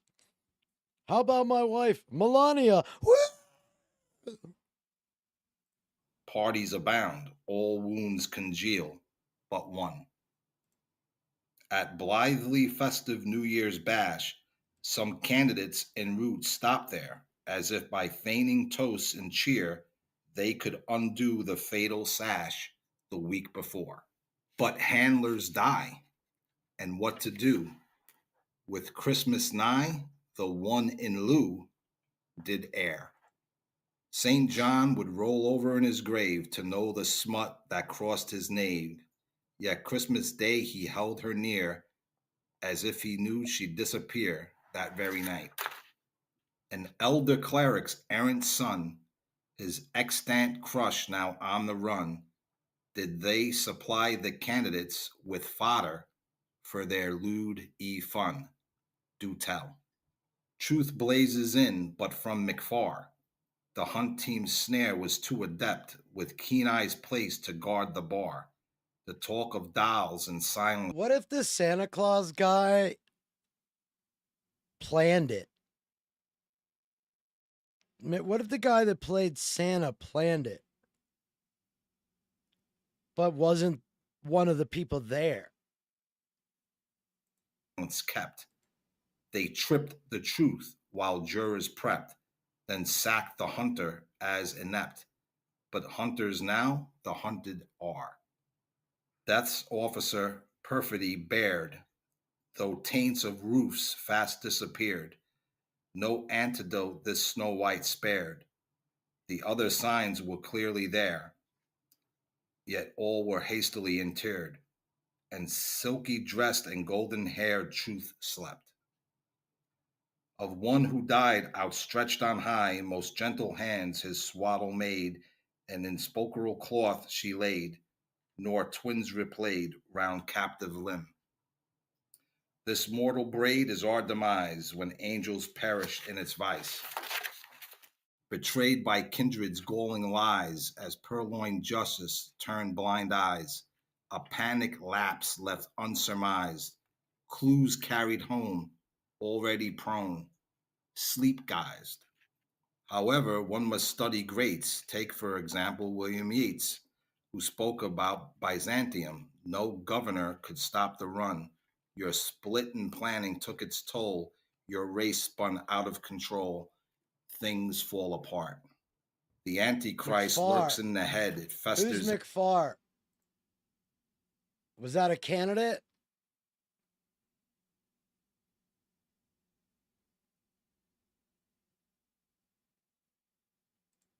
In the carnal eye, which takes young victims from their bed to suffer that and then to die. Now vacant, half-glazed tears are shed from ambidextrous author's stead. One Tao, now grown, hides in dread. Another Manchurian candidate is dead. So now we got two poems. Am I crazy, but does it feel like it's written by Nancy? Right. You would think, because yes, it's there are references in the Who's Manchurian Tao right, to Nancy's story. There's references to that the Christmas break is going to heal all wounds but one. that's right. And so the wound that may never heal could be the death of the child, or could be the damage down below that is talked about. We don't need to get into that too much.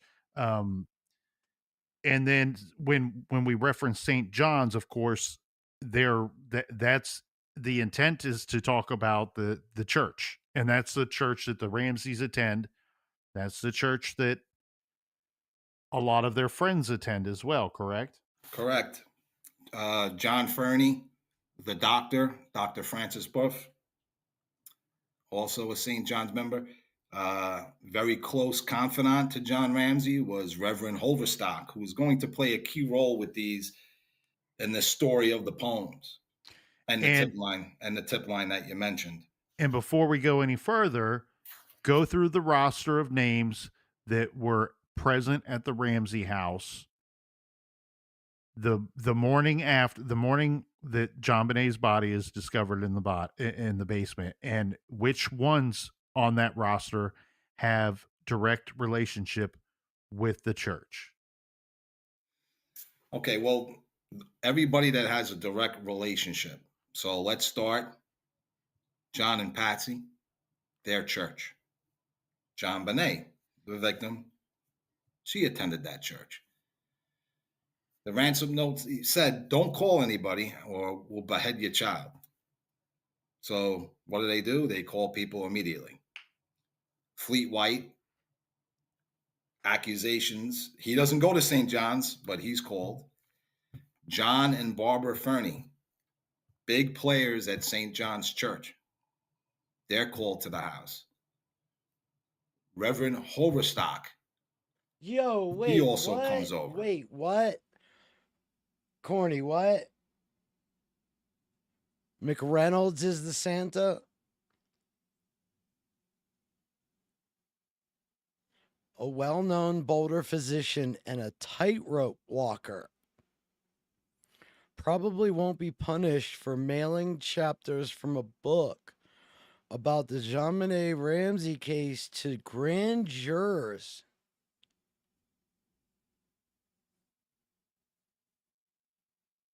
What the fuck?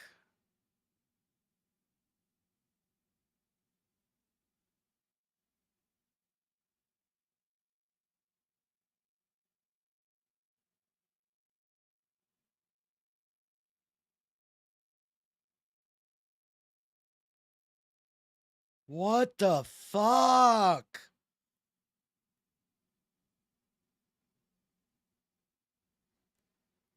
McFarland's article of the Children of God cult, published in the Journal of Psychohistory.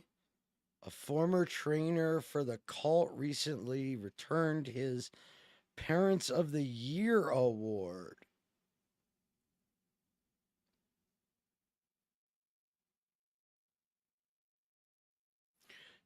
Well, you're tampering with a grand jury, regardless of like what their objective was. But the funny part was you said tightrope walker. Taint of roofs fast disappeared.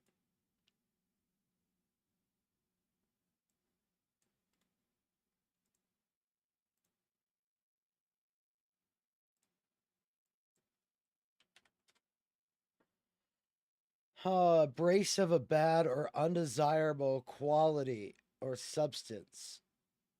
The air was tainted.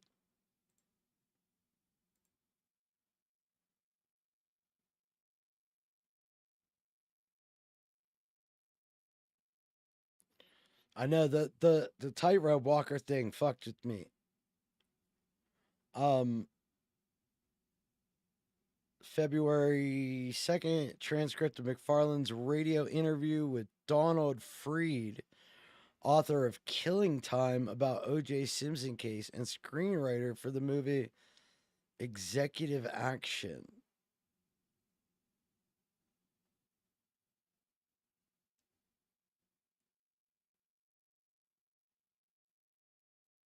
Sounds like somebody that could write a letter. No, I get you. I get you, Astro.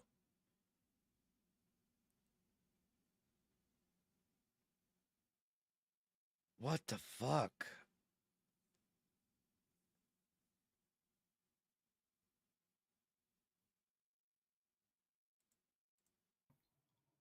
Those are your key players. And then when immediately, Fleet White, accusations. He doesn't go to St. John's, but he's called. John and Barbara Fernie, big players at St. John's Church. They're called to the house. Reverend Hoverstock, he also comes over. Those are your key players. And then when Patsy is taken to John Fernie's house after, the body's found, she goes to John Fernie's house. They take her there. That's when the doctor heavily medicates her. Now, people always.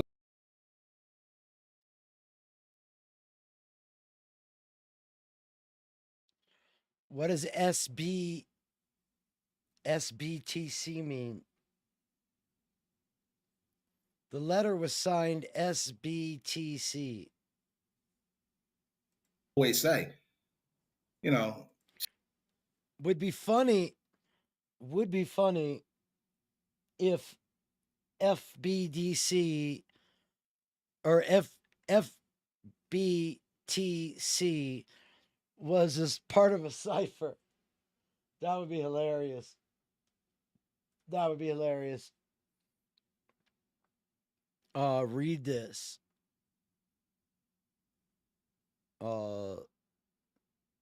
She had a whole bunch of doctors, cancer doctors. Why call the pediatrician to be the one? I guess she was close to him because he was a church member. Grand juries in Colorado, both state and federal, are being manipulated in various ways. The Ramsey grand jury was kept in the dark about many people as evidence. Read the leaked 1993 Rocky Flats grand jury uncensored report. Rocky Flats between Denver and Boulder made the A-bomb triggers for U.S. H-bombs. The grand jurors wanted to indict DOE officials and private contractors for continuing crimes, but prosecutors struck a deal and silenced the jurors.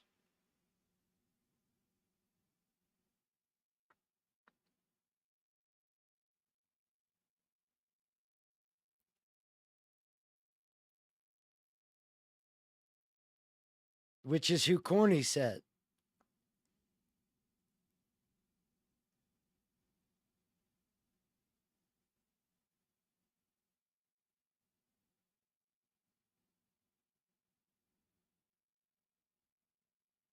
Will you post that in the thread?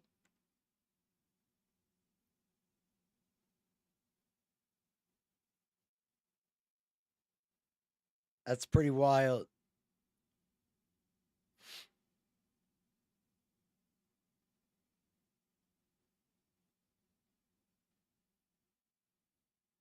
I mean, that's pretty wild.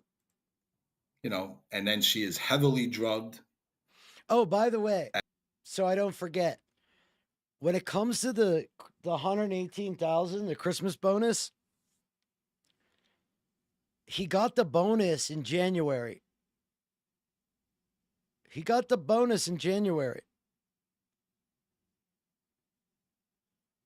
It wasn't, he didn't just get it. So he wasn't talking about it. He wasn't bragging about it. He wasn't thinking about it. It was on his pay stubs, but he had gotten it. He had it all year.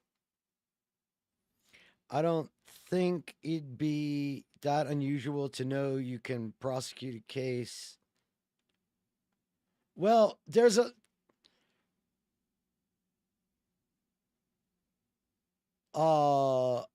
wait, what did I just say? January of 97. What did I say? Oh, 96. No, 96. He got in January 96. Yes.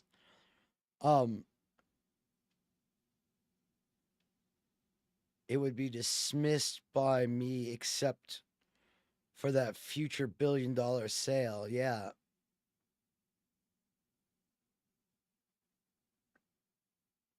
No, you're good, Courtney. The thing about Astral, the thing about context of this, there were a lot of like child predators, pedos, sexual assaults that were like pled down to very little, and some not even prosecuted in this same time frame. So there's like an excessive amount of political corruption, which just means there could be 20 people involved in this cover up. And the only ones telling the truth are the ones that saw the cover up and left the force, and they've been discrediting them like they discredited the parents.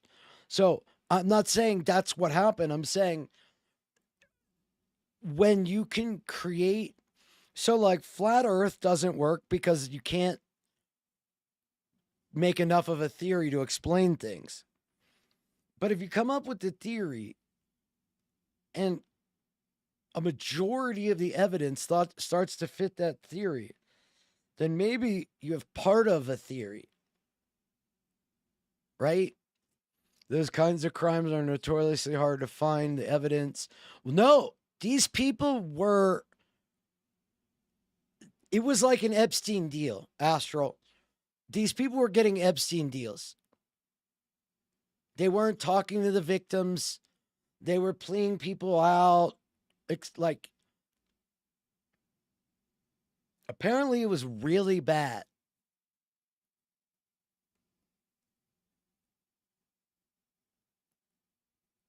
I mean, it's possible, but people are saying they had crimes. They had all the evidence and they had more people and more witnesses. And they just said, forget it. We're not even going to interview them. In the same fashion that they didn't seem to want to interview a lot of the tips from the tip line. You know what I mean? Like, no, it's a good back and forth. It's a good back and forth. But like, you think about how the cops behaved just that one day. They didn't treat it like a crime scene. They didn't really search the house. And if they did, they didn't search it very well. If somebody could just be hiding in there.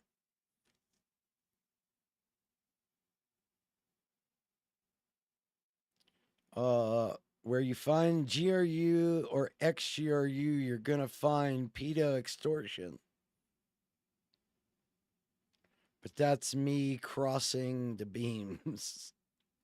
At John Fernie's house.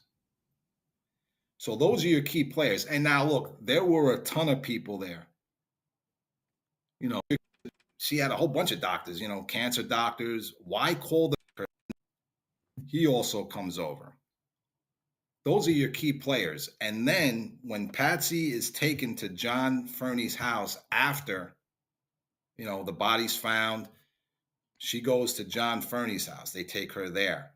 That's when the doctor heavily medicates her. Now, people always say, she had a whole bunch of doctors, cancer doctors. Why call the pediatrician to be the one? I guess she was close to him because he was a church member.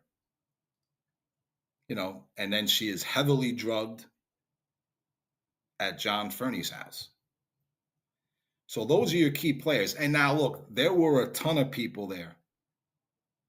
Yeah, Astral. A little bit of background. John Ramsey owned Apex Graphics, which did $1 billion in sales and I think was bought by Lockheed Martin for like $1 billion. Social services had a bunch of people there. I think other church members showed up and everybody was cleaning. That's how they kept busy, wiping down the kitchen. So, yeah. Now, workstations. You can't blame Linda Arndt because, like you said, they were going under the... No, the party was at the Whites. The idea this was a kidnapping. But right. Linda Arndt could tell that things were just going out of control there. Well, she's trying to corral them into the den or to the office area, and she can't keep... it's like herding cats. She can't keep everybody in there. Wait, maybe it was the Fernies. Maybe it was.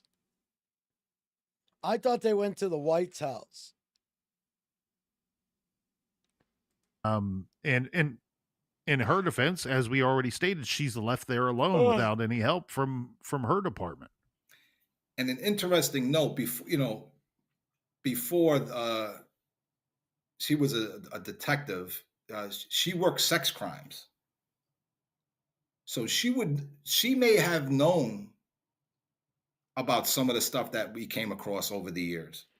Lockheed bought Access Graphics in 91 before Lockheed Martin Marietta merger.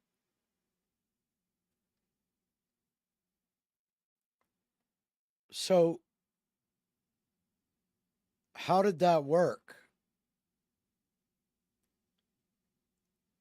Is that why you moved to Boulder? The names. I mean, we've talked about cases. We haven't even gotten into a lot of it because, you can't have us on for 8 hours. But the town.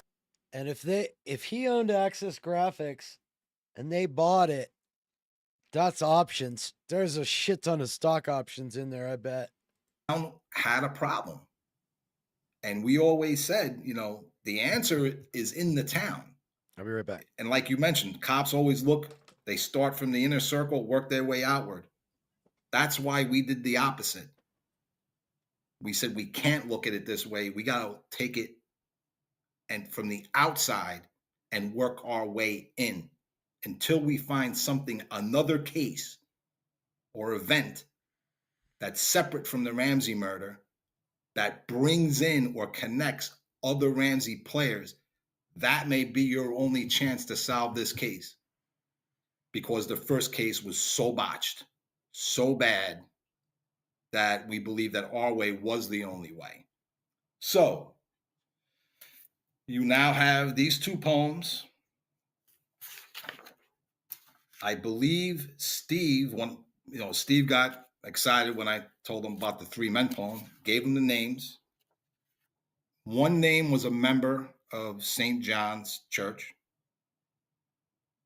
Another, this man we can mention for sure, John Rossi. It's a name that nobody ever heard of. And Jim, what do you think about the third name? Well, the third name,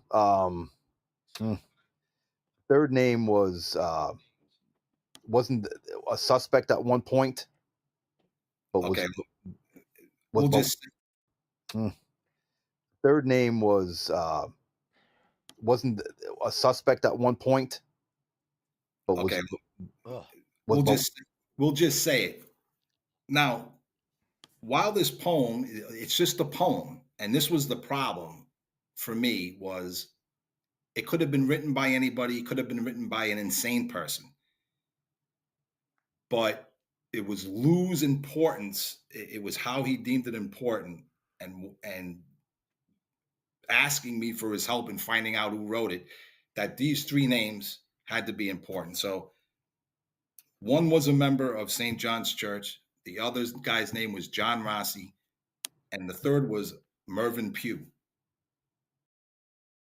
Mervyn Pugh was one of the names.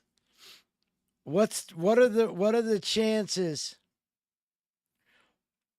What are the chances that that's Hoffman Pugh's fucking husband?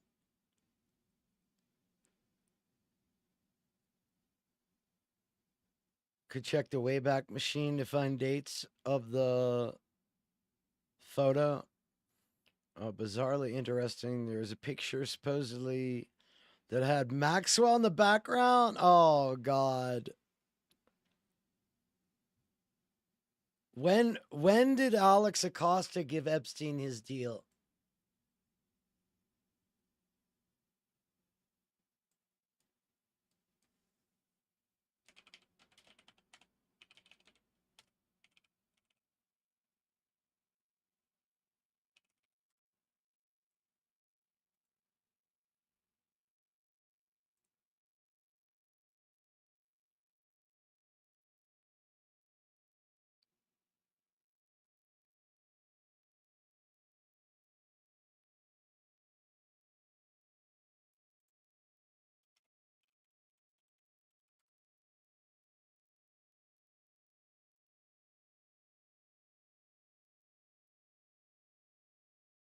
$2008.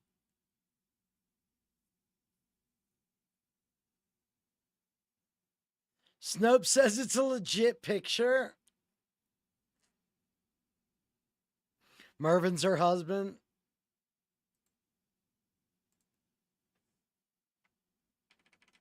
It was how he deemed it important. So Hoffman's Pugh probably was accurate. Look at us solving cicada puzzles and shit. The nose looks like her. Well, you're the AI guy. Can't you fucking ask him? And asking me for his help in finding out who wrote it, that these three names had to be important. So one was a member of St. John's Church. Look, I aim to please, Rumble. I aim to please. The other guy's name was John Rossi, and the third was Mervyn Pugh. Now, the poem, this is an accusation. Astro, what made you, is John Rossi a name you know? It's ROSS.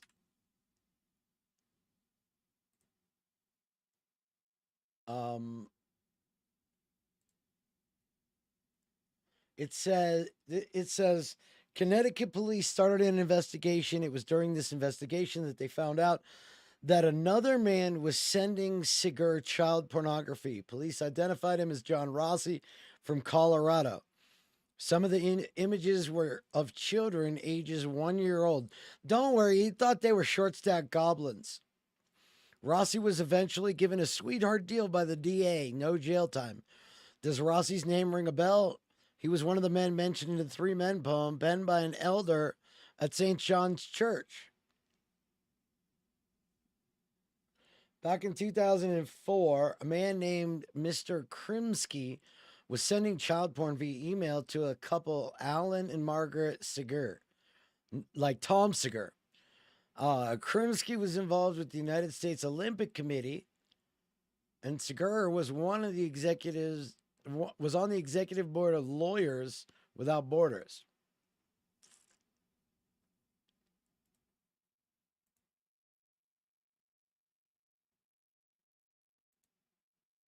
I can't.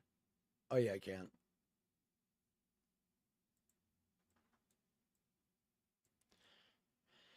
Krimsky was arraigned in Danbury's Superior Court in Connecticut yesterday on child pornography charges. Krimsky served as USOC's Deputy Secretary General and Managing Director of Mrs. Affairs from 86 to 99, previously named President of Yankee Nets Properties.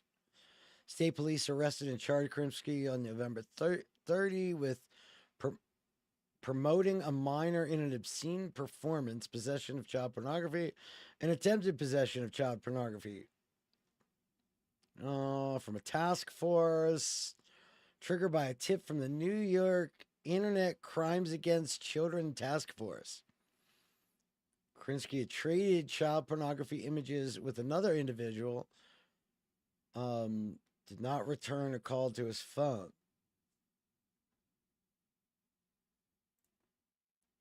Oops. So apparently, Krimsky also sent it to Rossi.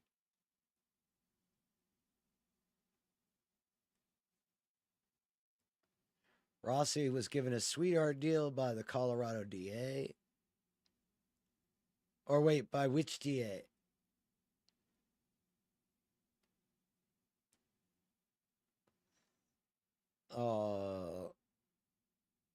Connecticut police notified Colorado police. Rossi was eventually given a sweetheart deal by the DA. No jail time. Click the link.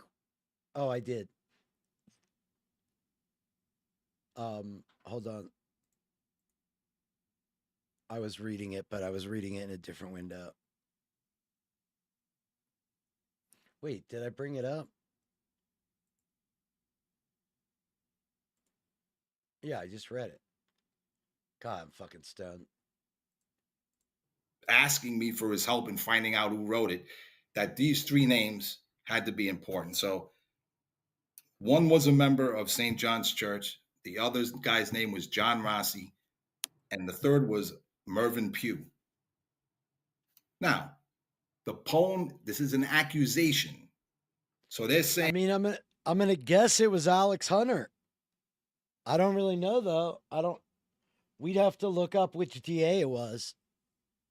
So the writer of this poem is saying these three men were somehow involved in the murder of JonBenet Ramsey. That's what the poem is making reference to. Correct. Yep. Okay. So we have that. Now we have the two poems. We have the person who delivered one of the poems. I get the name of the writer of the Connecticut poem. DA. Okay. We contact her. Sorry. There were others. I'm not sure if they want their names involved, so I'm just going to leave it out. But there were other people involved with helping me. This wasn't just me and my brother at this point. But eventually, Lee Hill came back from Asia to help us out to try to get this person to talk. And this person eventually did. And eventually, this person, who was a member of St. John's Church, admitted to writing the Manchurian Doll poem. They would not admit to writing the Three Men poem because you're naming names, you're making accusations. And, when you start reading it and you start breaking down each stanza, there's some truth, there's some truth to it that you're about to see, and you can understand why nobody would want to cop to writing it, because there may be legal ramifications for what happened. Now, we continued our investigation with the poems, and now the years are going by. So now you're talking, so now we have the writer. The writer doesn't really want to cooperated for a short time, but then backed away. Okay. So we keep digging. Jim, what would you say would be the next big break that we took after that? Well, just going back to the names on the list real quick, just to state facts of the case, alleging, the allegations that are there. Mervyn Pugh, also looked at as a suspect early on, did receive a DNA test and was eventually cleared. according to the early DNA tests. So I just wanted to put that out there. Wait. So he was cleared because of DNA test, but he didn't have to submit DNA? Is that what we're saying? I'm confused. From my understanding, he was given a DNA test. They took his DNA and he was cleared. Everybody's been cleared. Like, you can't trust any of the fucking evidence. He was cleared. Correct. Okay. Now, he has an interesting name here, right? Because Mervyn Pugh, didn't one of the poems say something about Hoffman's pew? Yeah, that's the part where it says. And I mean, I'm Catholic, so I know what a pew is. Look at us go! Look at us go! But when you break down the Three Men poem and Right. you look at it carefully, the writer of this poem chose their words very specifically and wrote it in a certain way to give clues. Yeah. For example, a little, to solve a tale of misconstrue, just look into the Hoffman's pew. It doesn't take rocket science to figure out Hoffman pew is a play on. Don't you find it odd that Detective Arndt's DNA wasn't on there? They found no Linda Arndt DNA, even though she held the body. The last name Hoffman Pew. You'll find there in Fort Lumpton's slough. Fort Lumpton is where they used to live at one point. Wait, Hoffman Pugh is the cleaning lady, the housekeeper. Yeah, and Mervyn Pugh is her husband. And here's the thing: I actually found myself in a conversation about Mervyn Pugh and Hoffman Pugh just a few days ago. Somebody asking if Is it pew pews? how well they were vetted, and we know they were questioned very quickly because Patsy points the police in the direction of Hoffman Pugh because she had asked to borrow some money, and they even had Hoffman Pugh submit some handwriting samples. Now,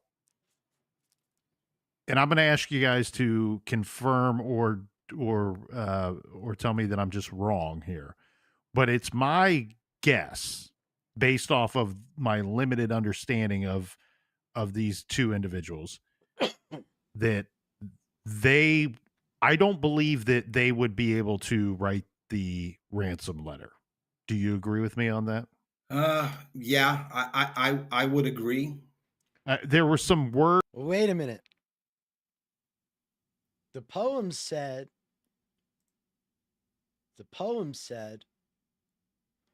from ambidextrous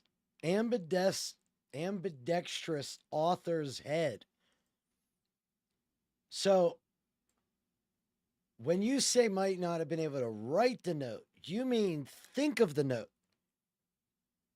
But just because the person that scribed the note doesn't have to be the same person that contrived the note. Words and some terms and some phrases that were used in the ransom note that I don't know. I would, if I had That's to make the problem that I think all these theories that people have, they keep running into, is they're trying to make a theory. It can only be this. And if this happens, that means this didn't happen. But that's not necessary. Like, if you have multiple players, like if who knows? Who fucking knows? Who knows? There could be compromise on one person who knows about this person diddling somebody else, or we have no way of knowing. Make a wager, I wouldn't bet that they could write that letter. Yeah, no, I agree with you. I agree. I don't think. I think none of the three names mentioned in the poem are going to write that ransom letter. I agree. And not only was Mervyn Pugh excluded, the one name that is a member of St. John's Church, he was excluded. The person that we've been advised, I want to be clear here with the listeners so we can be candid, We've been advised not to say this individual's name. Correct? Yes, that's correct. So the individual who can't be named 30 duos. I wouldn't bet that they could write that letter. Yeah, no, I agree with you. I agree. I don't think, I think none of the three names mentioned in the poem are going to write that ransom letter. I agree. And not only was Mervyn Pugh excluded, the one name that is a member of St. John's Church, he was excluded. The person that we've been advised, I want to be clear here with the listeners so we can be candid. We've been advised not to say this individual's name. Correct? Yes, that's correct. So the individual who can't be named, trying to get his story about his DNA a little on the confusing side, because I've been given multiple stories. First, I've been told, oh yeah, cleared right away in 97. But then I start getting information that, well, maybe his DNA sample was improperly taken. So I'm told that. Then I'm told, oh, no, he was cleared in 2008. Then I'm told, oh, no, he wasn't. So there's this confusion when it comes to this individual who's a member of the church about his DNA. There may have been, somebody may have screwed up, once again, botched by the Boulder Police Department. And I'll say it again, when you... I wonder if we can get our hands on a 96 roster. Is there a church roster? Do they make church rosters? It would be nice to get our hands on a 96 church roster of St. John's Episcopal. You start botching this much stuff, sometimes it could be on purpose. I'm just saying that's how it appears, because this case has been botched all the way through. That's what I said. And now you're telling me you can't take some people's DNA, you can take right, and maybe some people's DNA you take wrong. And to make it even worse, because everybody, especially today, everybody's got such high hopes. DNA, that's going to solve it. Finally, they got outside people looking. They got this cold case unit, DNA. Ollie Gray told me back in 2007 that he was going to start collecting certain people's DNA. Not going to mention their names, but big players in the case. Yeah. That you would assume have been excluded and were via DNA. And when I asked Ollie why he was doing that, he was like, yeah, there may be problems with some people's DNA where, we may have to do it again and do it right. So if you can't even trust who's been excluded, how are you going to solve this case via DNA?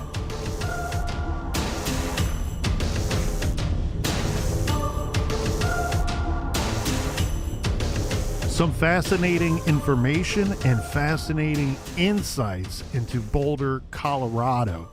We want to know, we want to hear from you. Please go to truecrimegarage.com. We have our blog there. Get involved in the conversation. We want to know what you think about these two poems that we've reviewed here this week. Join us back here in the garage for part 3 with the Zell brothers. Until then, be good, be kind, and don't litter. Okay. So this is a video I took of the church. And I believe this corner is stickers. I believe this corner is 15th and Pine.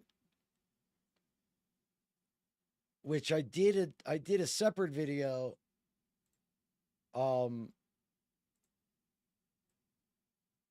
15th and Pine. Yeah, so there's the church. So you got to understand, this church is the entire block, corner to corner, to the next road, all the way across. It's gigantic. But this is a corner where there might have been a residence that one of the potential suspects was living at. But it doesn't look like it's still standing from whatever was there before.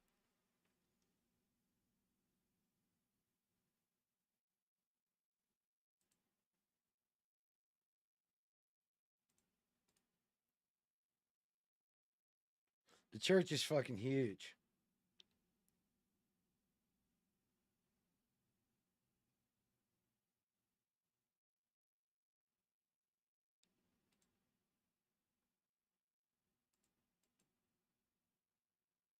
Yeah.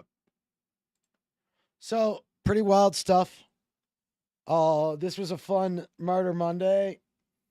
We will do this regularly on Mondays now that I have a logo that I made this morning. Glad to have some sign experience because that would have been way harder back in the day. But I did make it from scratch. I stole the blood and the fucking magnifying glass, but I'm gonna try to make branding for each of the things that we do. That way they can be more like recognizable, I guess, if you will. But this was great. I'm glad everybody came over here from Twitch. We're gonna do this more often. And yeah, it's fucking great. Thanks, guys. I appreciate it. And I will